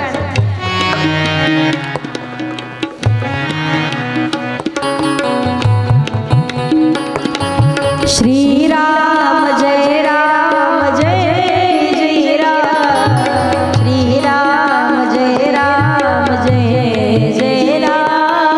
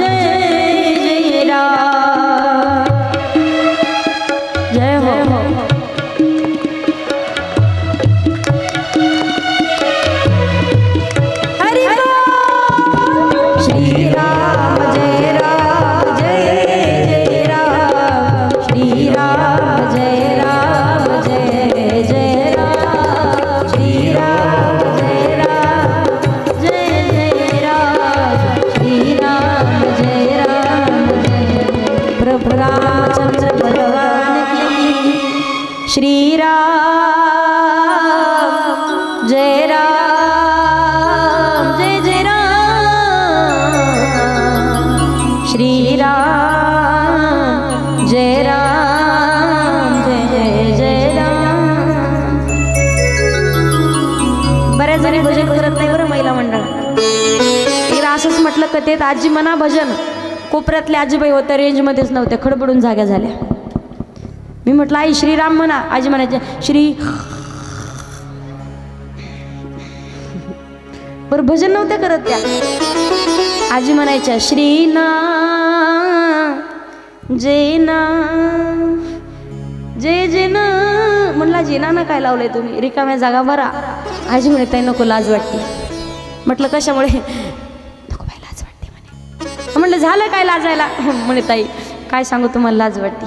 म्हटलं झालं काय, ते पुढेच बसलेत म्हणे लाज वाटते। म्हटलं झालं काय नेमकं, काय सांगू तुम्हाला पप्याच्या बापाचं नाव राम। म्हटलं त्या रामाला सोडा, तो तुमचा एका जन्माचा पती, जन्मोजन्मी पती म्हणून जो सोबत राहणार ते प्रभू श्रीरामाचं भजन। ज्या वेळेला ते व्यक्तीनं प्रभू रामचंद्राचं भजन केलं, प्रभू रामचंद्र त्याला प्रसन्न झाले। म्हणे बोल भक्ता काय पाहिजे, म्हणे देवा एखादी तरी बायको भेटली पाहिजे। देव म्हणतात तथास्तु। त्याला बायको भेटली पण 3.5 क्विंटलच्या पुढं, आणि हा होता चप्पलासहित 35 किलो। चप्पल घातली तर 35, चप्पल नाही घातली तर 30। आमच्याकडे एक प्रथा आहे पहा, लग्न झाल्याच्या नंतर नवीन जोडी जेजुरीला जातात। जेजुरीला तुमच्याकडे जातात का? जेजुरी नसल प्रथा चालू तर करून घ्या। जेजुरीला गेल्याच्या नंतर 5 का होईना पायऱ्या नवऱ्यानं बायकोला उचलून घ्यावं लागतं। आता हे गेले जेजुरीला, 2 जण जेजुरीला गेले, पण याचे डोळे पांढरे झाले, म्हणजे हिला कसं नाही आता वरती। तेवढ्यात गर्दीचा लोट आला। आता त्याला वाटलं गर्दीच्या लोटाबरोबर गेले तर गेली, त्यानं बायको उचलली, पण भानगड अशी होती उचलायला गेला की तो खाली वाकायचा। त्याला काही उचलं ना, बायको म्हणे एक काम करू आपण, लोक नवरा बायकोला उचलतो, आपण एक काम करू मी तुम्हाला उचलते म्हणे। उचलली, पण गर्दीच्या लोटाबरोबर गेल्यावर दोघांची ताटातूट झाली। मालक एका दिशेला आणि बायको एका दिशेला। कोण कुठं गेलं सापडायचं ना, सगळीकडे यानं बायको पाहिले, कोण बायको सापडना। म्हणे काय उमदा करून घेतलं, म्हणे लग्न झालं आणि जेजुरीला आलो, म्हणे बायको हरवली। झालं काय नाही झालं का, म्हणे अवघड झाला। आता तो आला रामाकडं, प्रभू रामचंद्राच्या मंदिरात आला। देव म्हणतात का रे अजून लग्न नाही झालं का? नाही म्हणे देवा लग्न झालं। म्हणले मग, पण ती काय जेजुरीला गेलो, म्हणे बायको हरवली, तेवढी सापडून द्या। प्रभू रामचंद्र म्हणतात तू काय येडा झाला का काय, म्हणे माझी हरवलेली मला नाही सापडली, म्हणे तू माझ्याकडे कशाला? म्हणे मग माझ्या शिष्याकडे जा। ज्यावेळेला त्यांच्या शिष्याकडे हनुमंतरायाच्या मंदिरात आला आणि त्यानं भजन चालू केलं। जो खेल गए प्राणों पे,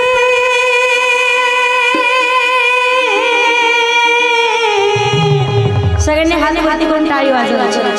जो खेल गए प्राणों पे, जो खेल गए प्राणों पे, श्री राम के लिए एक बार हाथ उठा दो मेरे हनुमान के, एक बार हाथ उठा दो मेरे हनुमान के, एक बार हाथ उठा दो मेरे हनुमान के।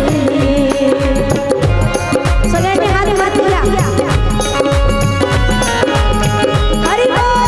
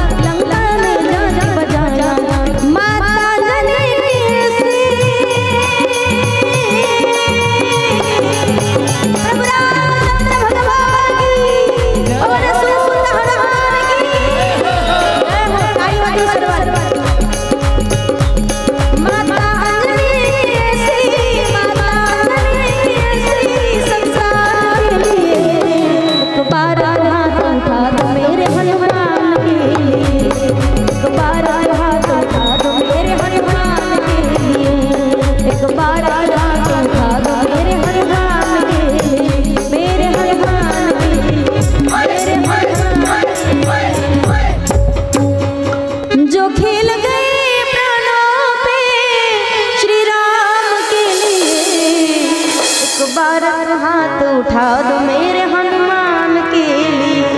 हनुमानजीचं भजन केलं तर हनुमानजी प्रसन्न झाले. म्हणे बोल काय पाहिजे. मी काय नाही देवा, तेवढी बायको हरली म्हणे सापडून द्या. हनुमानजी म्हणतात हा हे काम करतो का. सीता मातेचा शोध लावलाय, माझी गुरु माता मी शोधून दिली. हनुमानजी म्हणतात तर तुझी का देणार नाही. भगवान परमात्माला मागावं, पण काय मागावं हे सुद्धा समजलं पाहिजे. जगाच्या मालकाकडे मागितलं पाहिजे. ज्या वेळेला त्या साधू महात्म्यांच्या लक्षात आलं भगवान परशुरामचंद्र म्हणजे दगडाची श्री बनवून देतात. मग ज्याला ज्याला जशी जशी बायको पाहिजे त्यानं तशी तशी दगड उचलले. कोणी 5 किलोची, कोणी 10 किलोची, कोणी 15 किलोची, कोणी 80 किलोचा दगड, कोणी 100 किलोचा दगड, कोणी 1.5 क्विंटलचा दगड उचलला आणि प्रभू रामचंद्राकडे आले. डोक्यावर दगडे घेतले. त्यांना प्रभू रामचंद्राला म्हणायचं होतं भगवान आम्हाला याच्या स्त्रिया करून द्या. पण भगवान परमात्माचं ते सुंदर रूप पाहिलं आणि भुलून गेले, मोहित झाले. भगवान परमात्माचं रूप पाहिलं, त्यांना म्हणायचं होतं भगवान आम्हाला या दगडाच्या स्त्रिया करून द्या. पण चुकीनं भगवंताला बोलले भगवान आम्हाला तुमच्या स्त्रिया करून घ्या. ऋषी महात्मा बोलल्यावर भगवान परमात्मा म्हणतात आता सत्ययुगामध्ये मी तर नाही करू शकत म्हणे का. एक वचनी, एक पत्नी, एक बाणी जमणार नाही. मग ज्या वेळेला कृष्ण अवतार धारण करून येईल द्वापार युगामध्ये त्यावेळेला नक्कीच तुमचा पत्नी म्हणून स्वीकार करेल. म्हणून त्याच 16,100 ऋषी कृष्ण अवतारामध्ये 16,100 मुली कारागृहामध्ये भौमासुरानं डांबून ठेवलेल्या आहेत. म्हणून भगवान परमात्मा त्या 16,100 मुलींचे लग्न करतायत. असे भगवंताचे 16,108 विवाह होत आहेत. बोले गोपाल कृष्ण भगवान की. एका वेळेला भगवंताची लग्न झालेले पाहिले. नारद मुनींची इच्छा निर्माण झाली. म्हणे देवाला एवढ्या बाई काय करायचं म्हणे, एखादी मला दिली तर काय होईल. भगवंताला म्हणे देवा मला एखादी दे पत्नी. भगवान परमात्माला सांगितलं नारद मुनी एवढे मोठे महल आहेत, प्रत्येक महलामध्ये की ज्या महलात माझ्या पत्नीच्या सोबत मी नसेल तिच्यासोबत तू लग्न कर. नारद मुनींनी येऊन पाहिलं, प्रत्येक ठिकाणी येऊन पाहिलं की भगवान परमात्मा दिसायचे. 100 पाहिल्या, 16,000 पाहिल्या, 16,108 पाहिल्या. प्रत्येक ठिकाणी भगवान परमात्मा दिसले. भगवंताची लीला नारद मुनींच्या लक्षात आली आणि नारद मुनींना सुद्धा भगवान परमात्माला माफी मागितली. यानंतर सुंदर अशी कथा येते. रुक्मिणी मातेला सुद्धा एका वेळेला रूपाचा अहंकार होतोय. रूपाचा अहंकार झालेला भगवान परमात्माच्या लक्षात आला आणि भगवान परमात्मानं रुक्मिणी माईसाहेबाला सांगायला चालू केलं. रुक्मिणी अगं कधी कधी माझ्यासोबत लग्न करून तुला पश्चाताप होत असेल ना. म्हणे का मी एवढा काळा, तू एवढी गोरी, राजकुमाराची आहे, तू श्रीमंत घरची कन्या, श्रीमंत घरची मुलगी आहेस. रुक्मिणी माईसाहेबाच्या लक्षात आलं की भगवंत असे टोचून का बोलतायत. रुक्मिणी माईसाहेबांनी भगवान परमात्माला माफी मागितली. यानंतरची सुंदर अशी कथा येते. ती आपण कथा पाहू, पण त्या अगोदर सगळ्यांनी 5 मिनिट जागेवरती उठून उभे राहायचं. भोलेनाथाची रोज सेवा करतायत. दरवर्षी महाशिवरात्रीच्या वेळेला अन्नदान सुद्धा होते त्या ठिकाणी. सगळ्यात भोळा देव, लवकर पावणारा देव म्हणजे महादेव आहे. एकदा तुम्ही भगवंताला विनंती केली, इच्छा नसताना जरी कथा ऐकली, भगवंताचं भजन केलं तरी आपल्या सगळ्या इच्छा पूर्ण होत आहेत. म्हणून कमीत कमी नाही आपल्याला रोज रोज दर्शन करायला जाणं झालं, कमीत कमी 8 दिवसातून एकदा तरी वेळात वेळ काढून आपण जाऊन दर्शन घेतलं पाहिजे. दरवर्षी काही जर काम निघालं, छोटंसं मंदिर आहे, एक वाटलं मला सकाळी पाहिल्याच्या नंतर तुम्ही सगळ्यांनी आपल्या गावात जवळपास सगळेच मंदिरं चांगलेच बांधलेले आहेत. सभा मंडपचं कामही काही दिवसात होणार आहे. पण सगळ्यांनी मनावर जर घेतलं, भगवान भोलेनाथाचं मंदिरसुद्धा बांधायचं चांगलं होईल. फक्त सगळ्यांचं सहकार्य असलं पाहिजे. देवाला आपण दिलं तर भगवंत आपल्याला काही कमी करत. मला सांगायचं आहे तुम्हाला, महिला मंडळांनी प्रत्येक अलंकार परिधान करण्याच्या पाठीमागे काहीतरी शास्त्र आहे. आपण पाहतो महिला मंडळ बिंदी लावता, हातामध्ये बांगड्याचा चुडा घालता, पायामध्ये पैंजण घालता, नाकामध्ये नथनी घालता. पायात पैंजण जे असतं ना, लग्न झाल्याच्या नंतर सासरी गेल्याच्या नंतर एका पायातलं पैंजण म्हणजे सासरीची प्रतिष्ठा असते आणि एका पायाचं पैंजण म्हणजे माहेरीची प्रतिष्ठा. महिला मंडळाला ते पैंजण चालताना सावध करण्याचं काम करतं. बाई जपून चाल, पाय घसरून जर पडलीस तर माहेरची किंवा सासरची प्रतिष्ठा जाण्याची शक्यता आहे. जपून चाल. बाईला वेळोवेळी पावलोपावली सावध करण्याचं काम ते पायातलं पैंजण करत असतं. म्हणून पायात पैंजण घालावं. हातामध्ये बांगड्याचा चुडा असावा सौभाग्यवतीच्या, कारण बांगड्याचा चुडा ती बांगडी सावध करत असते. स्वयंपाक करत असताना ती बांगडी सांगते, बाई तू घरातली अन्नपूर्णा आहेस. घरामध्ये भाजीमध्ये जास्त मीठ झालं किंवा कमी झालं, तिखट जास्त किंवा कमी झाली तर बोलणे खाण्याची शक्यता आहे.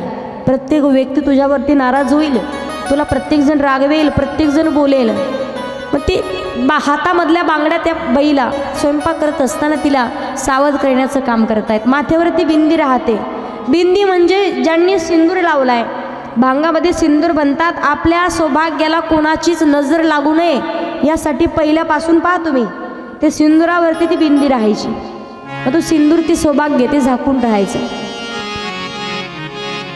ज्या वेळेला आपण पाहतो कानामध्ये झुंबर राहतात, तुमच्याकडे आता घालतात की नाही माहिती नाही. पहिल्या काळात त्याला थोडे बारीक बारीक त्याला घुंगरं राहायचे. पहा का नवीन लग्न होऊन जर एखादी सून घरात आली तर शेजारच्या सासूबाईनं तिच्या सासूबाईच्या विरोधात काही नको ते अपशब्द भरू नये. तिने काही जरी बोलली, किती चुगल्या केल्या तरी ते बोलणं त्या सूनबाईच्या कानात जाऊ नये यासाठी नवीन लग्न झाल्याच्या नंतर महिना 2 महिने 3 महिने ते झुंबर कानात ठेवायचे. त्याच्या आवाजानं बोलणं तिच्या कानात जात नव्हतं. दुसरा आहे नथनी नाकात घालतात. नथनीचे प्रकार आहेत. काहीला मुरणी म्हणतो आपण, काही नथनी असते. नथनी नाकात घालत असताना त्या नथनीमध्ये पांढरा मोती असतो. पहा बरोबर, पांढरा मोती. मोती माहिती आहे ना. दुसरी एक नथनीचा प्रकार आहे गाडा. ऐका तुमच्याकडं, ती गोल असते. पहा गोल, ती गाडा उचलायला 1 जण लागते. चहा पिताना तो हातात धरावा लागतो. पहिल्या माता मावल्या घालायच्यात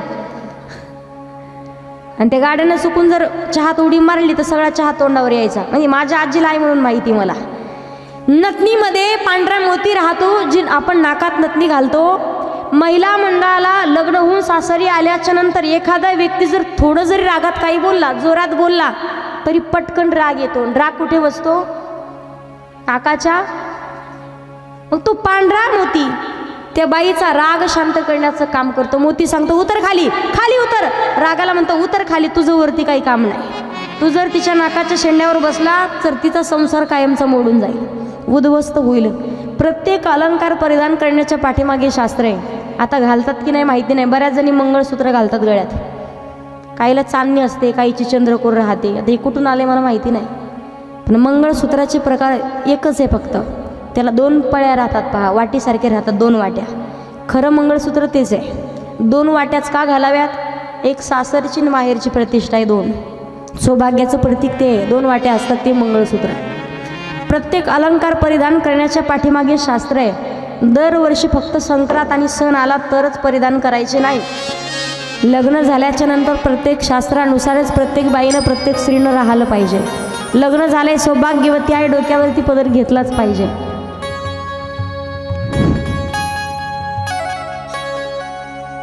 आता घ्या नाही तर नका घेऊ. काय मला काय करायचं आता? आजचा दिवस राहिला फक्त, तुम्ही तुमचं ठरवायचं.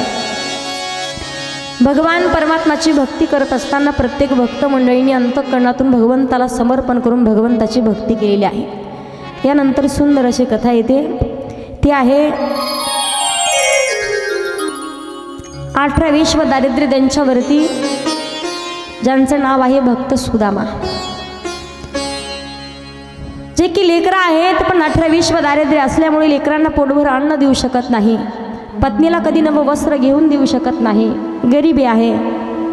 सकाळी जर अन्न जर भेटलं तर दुपारी संध्याकाळी काय खावं याची पंचायत आहे. एवढे संकट येत असताना, एवढी गरिबी असताना सुद्धा भगवंताला कधीच त्यानं दोष नाही दिला.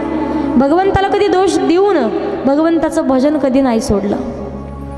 रोज सकाळच्या वेळेला सुदामदेवाची पत्नी सुशीलेला बाळानं म्हणावं, आई अगं काहीतरी खाण्यासाठी दे ना. आईने सांगावं, बाळा अरे आज उपवास आहे, आज उपवास करावा लागेल, नाही तर भगवान देव नाराज होईल, देवाला राग येईल.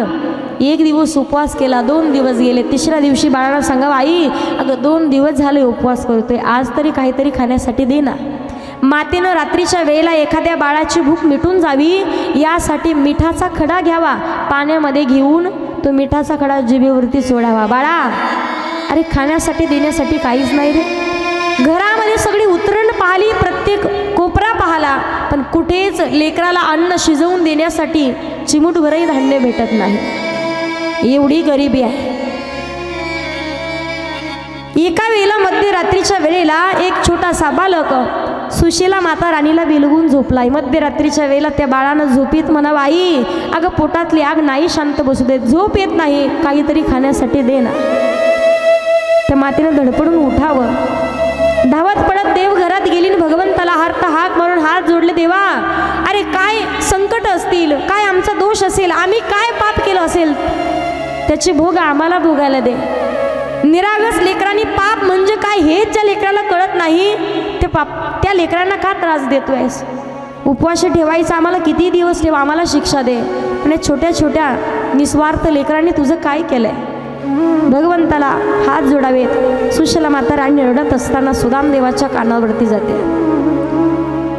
सुदामदेवाला आज सुशीला माता राणी म्हणतात, स्वामी आजपर्यंत काय नाही मागितलं तुम्हाला. 2-2 साड्या एकत्र करून त्यांना ठिगळ देऊन मी त्या साड्या घातल्या आहेत, ते एकत्र जोडून त्या साड्या घातल्या आहेत. किती वस्त्र फाटलं तरी कधी मागितलं नाही तुम्हाला. कित्येक वेळेला पोटामध्ये आग पडली पण कधीच अन्न नाही मागितलं तुम्हाला. कधीच कोणता अलंकार, कोणतं दागिनं, कोणतीच वस्तू मागितलं नाही संसारामध्ये. पण ज्या आईला एखादं लेकरू म्हणतं आई काहीतरी खाण्यासाठी दे, आणि त्या आईकडं लेकराला खाण्यासाठी देण्यासाठी काही नाही, तुम्ही सांगा स्वामी. लेकरांनी आईला काही मागितल्याच्या नंतर आईकडे देण्यासाठी नसेल, ती अवस्था होते काय हे असं नाही करणार तुम्हाला. त्यासाठी तुम्हाला आई व्हावं लागेल. तुम्हाला आई झाल्याशिवाय नाही समजणार. तुम्ही सांगता ना, तू द्वारकेचा राजा तुमचा बालमित्र आहे म्हणून अखंड त्याचं भजन करता. मी म्हटले नाही कधी भजन सोडा, त्याचं नामचिंतन सोडा, पण एकच विनंती आहे तुम्हाला. आजपर्यंत कधीच काही मागितलं नाही, पण या लहान लहान निरागस लेकरांना पोटभर खाण्यासाठी अन्न फक्त तुम्ही त्याला मागा. सुशीला, अगं मागेल ग मी त्याला, पण त्याचा स्वभाव आहे तो कोणाला काही घेतल्याशिवाय फुकट काही देत नाही. शेजारणीकडे जावं, काकू अहो घरामध्ये काही आहे का. त्यांनी सांगावं आमच्या घरात अन्न नाही, धान्य नाही, काहीच नाही. दुसरीकडे जावं, काकू अहो काहीतरी धनधान्य असेल तर द्या. एका माठामध्ये मटक्यामध्ये ठेवलेले पोहे होते, ती उतरण बाजूला काढली आणि त्या बाईनं मुठभर ओंजळभर पोहे सुशीला माता राणीकडे दिले. घेण्यासाठी व्यवस्थित कपडा नाही, फाटलेलं वस्त्र आहे. तसेच सावरत सावरत ते पोहे त्या कपड्यामध्ये घेतले आणि सुदामदेवाकडे घेऊन आली. स्वामी हे पोहे आणलेत, हे पोहे देवाला द्या आणि त्याच्या बदल्यात लेकरांना पोटभर अन्न काहीतरी मागून घेऊन या. ते पोहे सुदामदेवाला बांधण्यासाठी व्यवस्थित रुमाल नाही, फाटलेला रुमाल आहे, फाटलेला गमजा आहे. ते फाटलेलं पागोटं घेऊन सुदामदेवानं ज्या वेळेला भगवान परमात्माला आर्त हाक मारत भगवान परमात्माची भेट घेण्यासाठी निघालेले आहेत. पण भगवंताचं अखंड नामचिंतन करतायत. चालता चालता कधीतरी ठेच लागावी, कधीतरी पायामध्ये काटा टोचावा, भगवंताला आर्त हाक मारावी, पण देवाचं भजन अनवानी पायानं सुदामदेव देवाचं भजन करत भगवंताची भेट घेण्यासाठी निघालेले आहेत. श्रीकृष्ण गोविंद हरे मुरारी, हे नारायण वासुदेव. श्रीकृष्ण गोविंद हरे मुरारी, हे नारायण वासुदेव.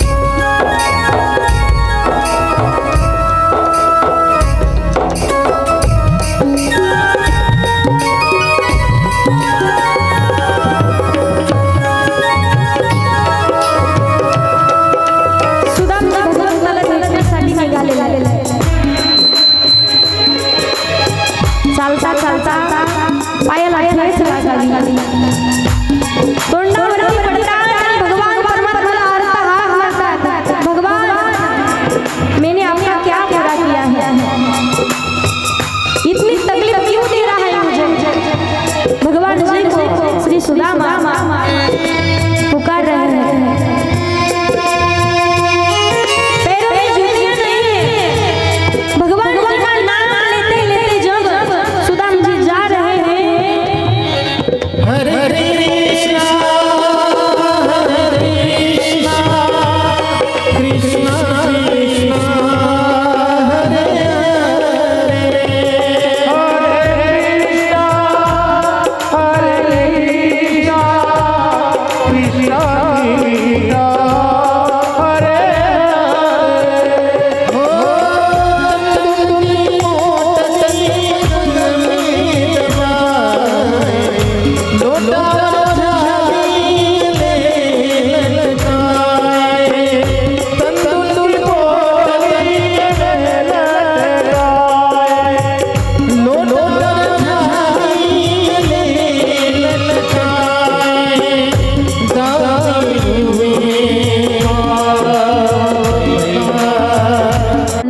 आहे। भगवान परमात्मा स्वधामाला निघून जातात। भगवंत स्वधामाला गेल्याच्या नंतर 7 दिवसामध्ये द्वारिका पाण्यात बुडते आणि यानंतर 12व्या स्कंदामध्ये कलियुगाचा महिमा सांगितला जातो।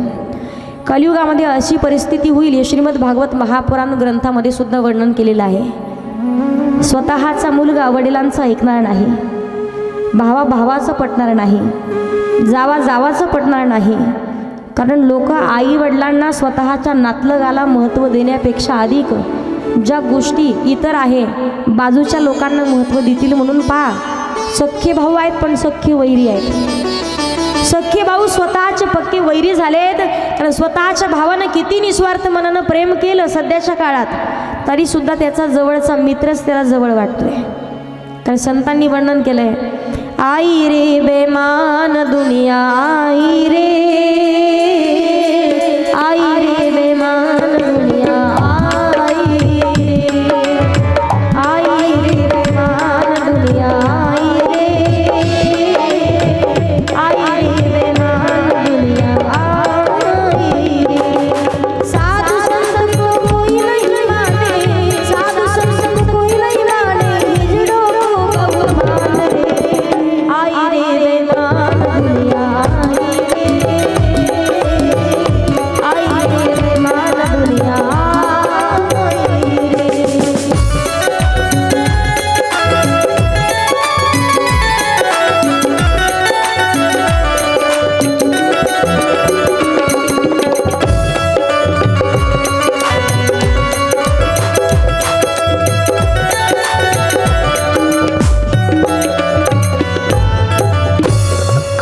कलियुगामध्ये अनेक दोष आहेत पण एक गुण आहे, कलियुगा माझी करावी कीर्तन तेने नारायण देईल भेटी। कलियुगामध्ये नामस्मरणाचा महिमा फार सांगितला आहे। भगवंताचं नामचिंतन करण्याला महत्त्व सांगितलेलं आहे। प्रत्येक पापामधून जीवनमुक्त अवस्थेला प्राप्त व्हायचं असेल, पापातून उत्तराय व्हायचं असेल, कलियुगामध्ये एकच महामंत्र, फक्त भगवंताचं नामचिंतन। कारण का, रामाचा आचार, कृष्णाचा उच्चारण, हरीचा उच्चार मुखात असला पाहिजे। ज्या वेळेला हरीचं उच्चारण करू, त्या नामचिंतन करू, त्यावेळेला कित्येक केलेलं पापामधून आपण मुक्त होतोय। त्यानंतर शुकदेव महाराज राजा परीक्षितीला उपदेश करतात की राजा, हा देह म्हणजे तू नाहीस, हा देह नाशवंत आहे, हा देह जाणारा आहे। शुकदेव महाराज राजा परीक्षितीला उपदेश करून निघून जातात।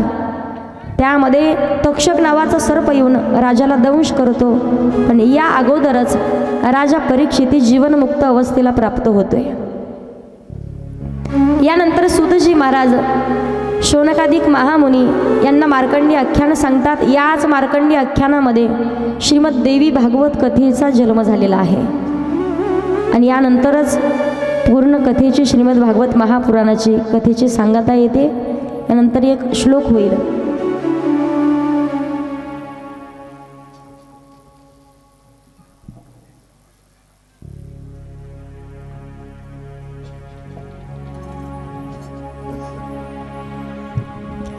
त्यानंतर कथेची सांगता येते.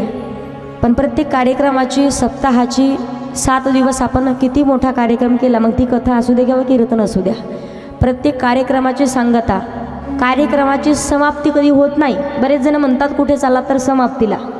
कथेची, कार्यक्रमाची, भगवंताच्या भजनाची समाप्ती कधी होत नाही, याची सांगता करावी लागते. आणि तीच सांगता शास्त्रानुसार करायची असेल तर ती काल्याच्या कीर्तनानं होत असते. मग उद्या सकाळी काल्याचं प्रवचन होणार आहे. सगळ्यांनी उद्या सकाळी, बरं ठीक आहे, दादा सांगतील तुम्हाला नंतर किती वेळेत यायचं, काय यायचं. पण जीवनामध्ये तुम्ही 7 दिवस कथा ऐकली, पण कथा ऐकून जर काल्याला हजर राहिले नाही, 7 दिवस कथा ऐकून सुद्धा आपला काही फायदा नाही आहे. पूर्ण पुण्य आपले पदरी पडावं असं वाटत असेल, शेवटच्या दिवशी तुम्हाला काला ऐकावं लागेल.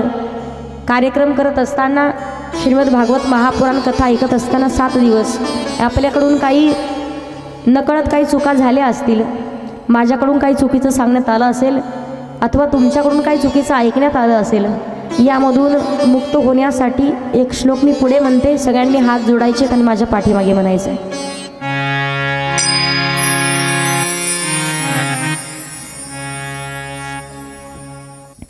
हरये नमः. नाम संकीर्तनं यस्य सर्व पाप प्रणाशनं प्रमानो दुःख क्षमना तं नमामि हरिपरं. नाम संकीर्तनं यस्य सर्व पाप प्रणाशनं प्रमानो दुःख क्षमना तं नमामि हरिपरं. हरये नमः. हरये नमः. हरये नमः. गोपाल कृष्ण भगवान की, राधा रानी सरकार की, पवन सूत हनुमान की, प्रभु रामचंद्र भगवान की, श्रीमद् भागवत महापुराण की, श्री शुकदेव महाराज की, श्री सूत महाराज की.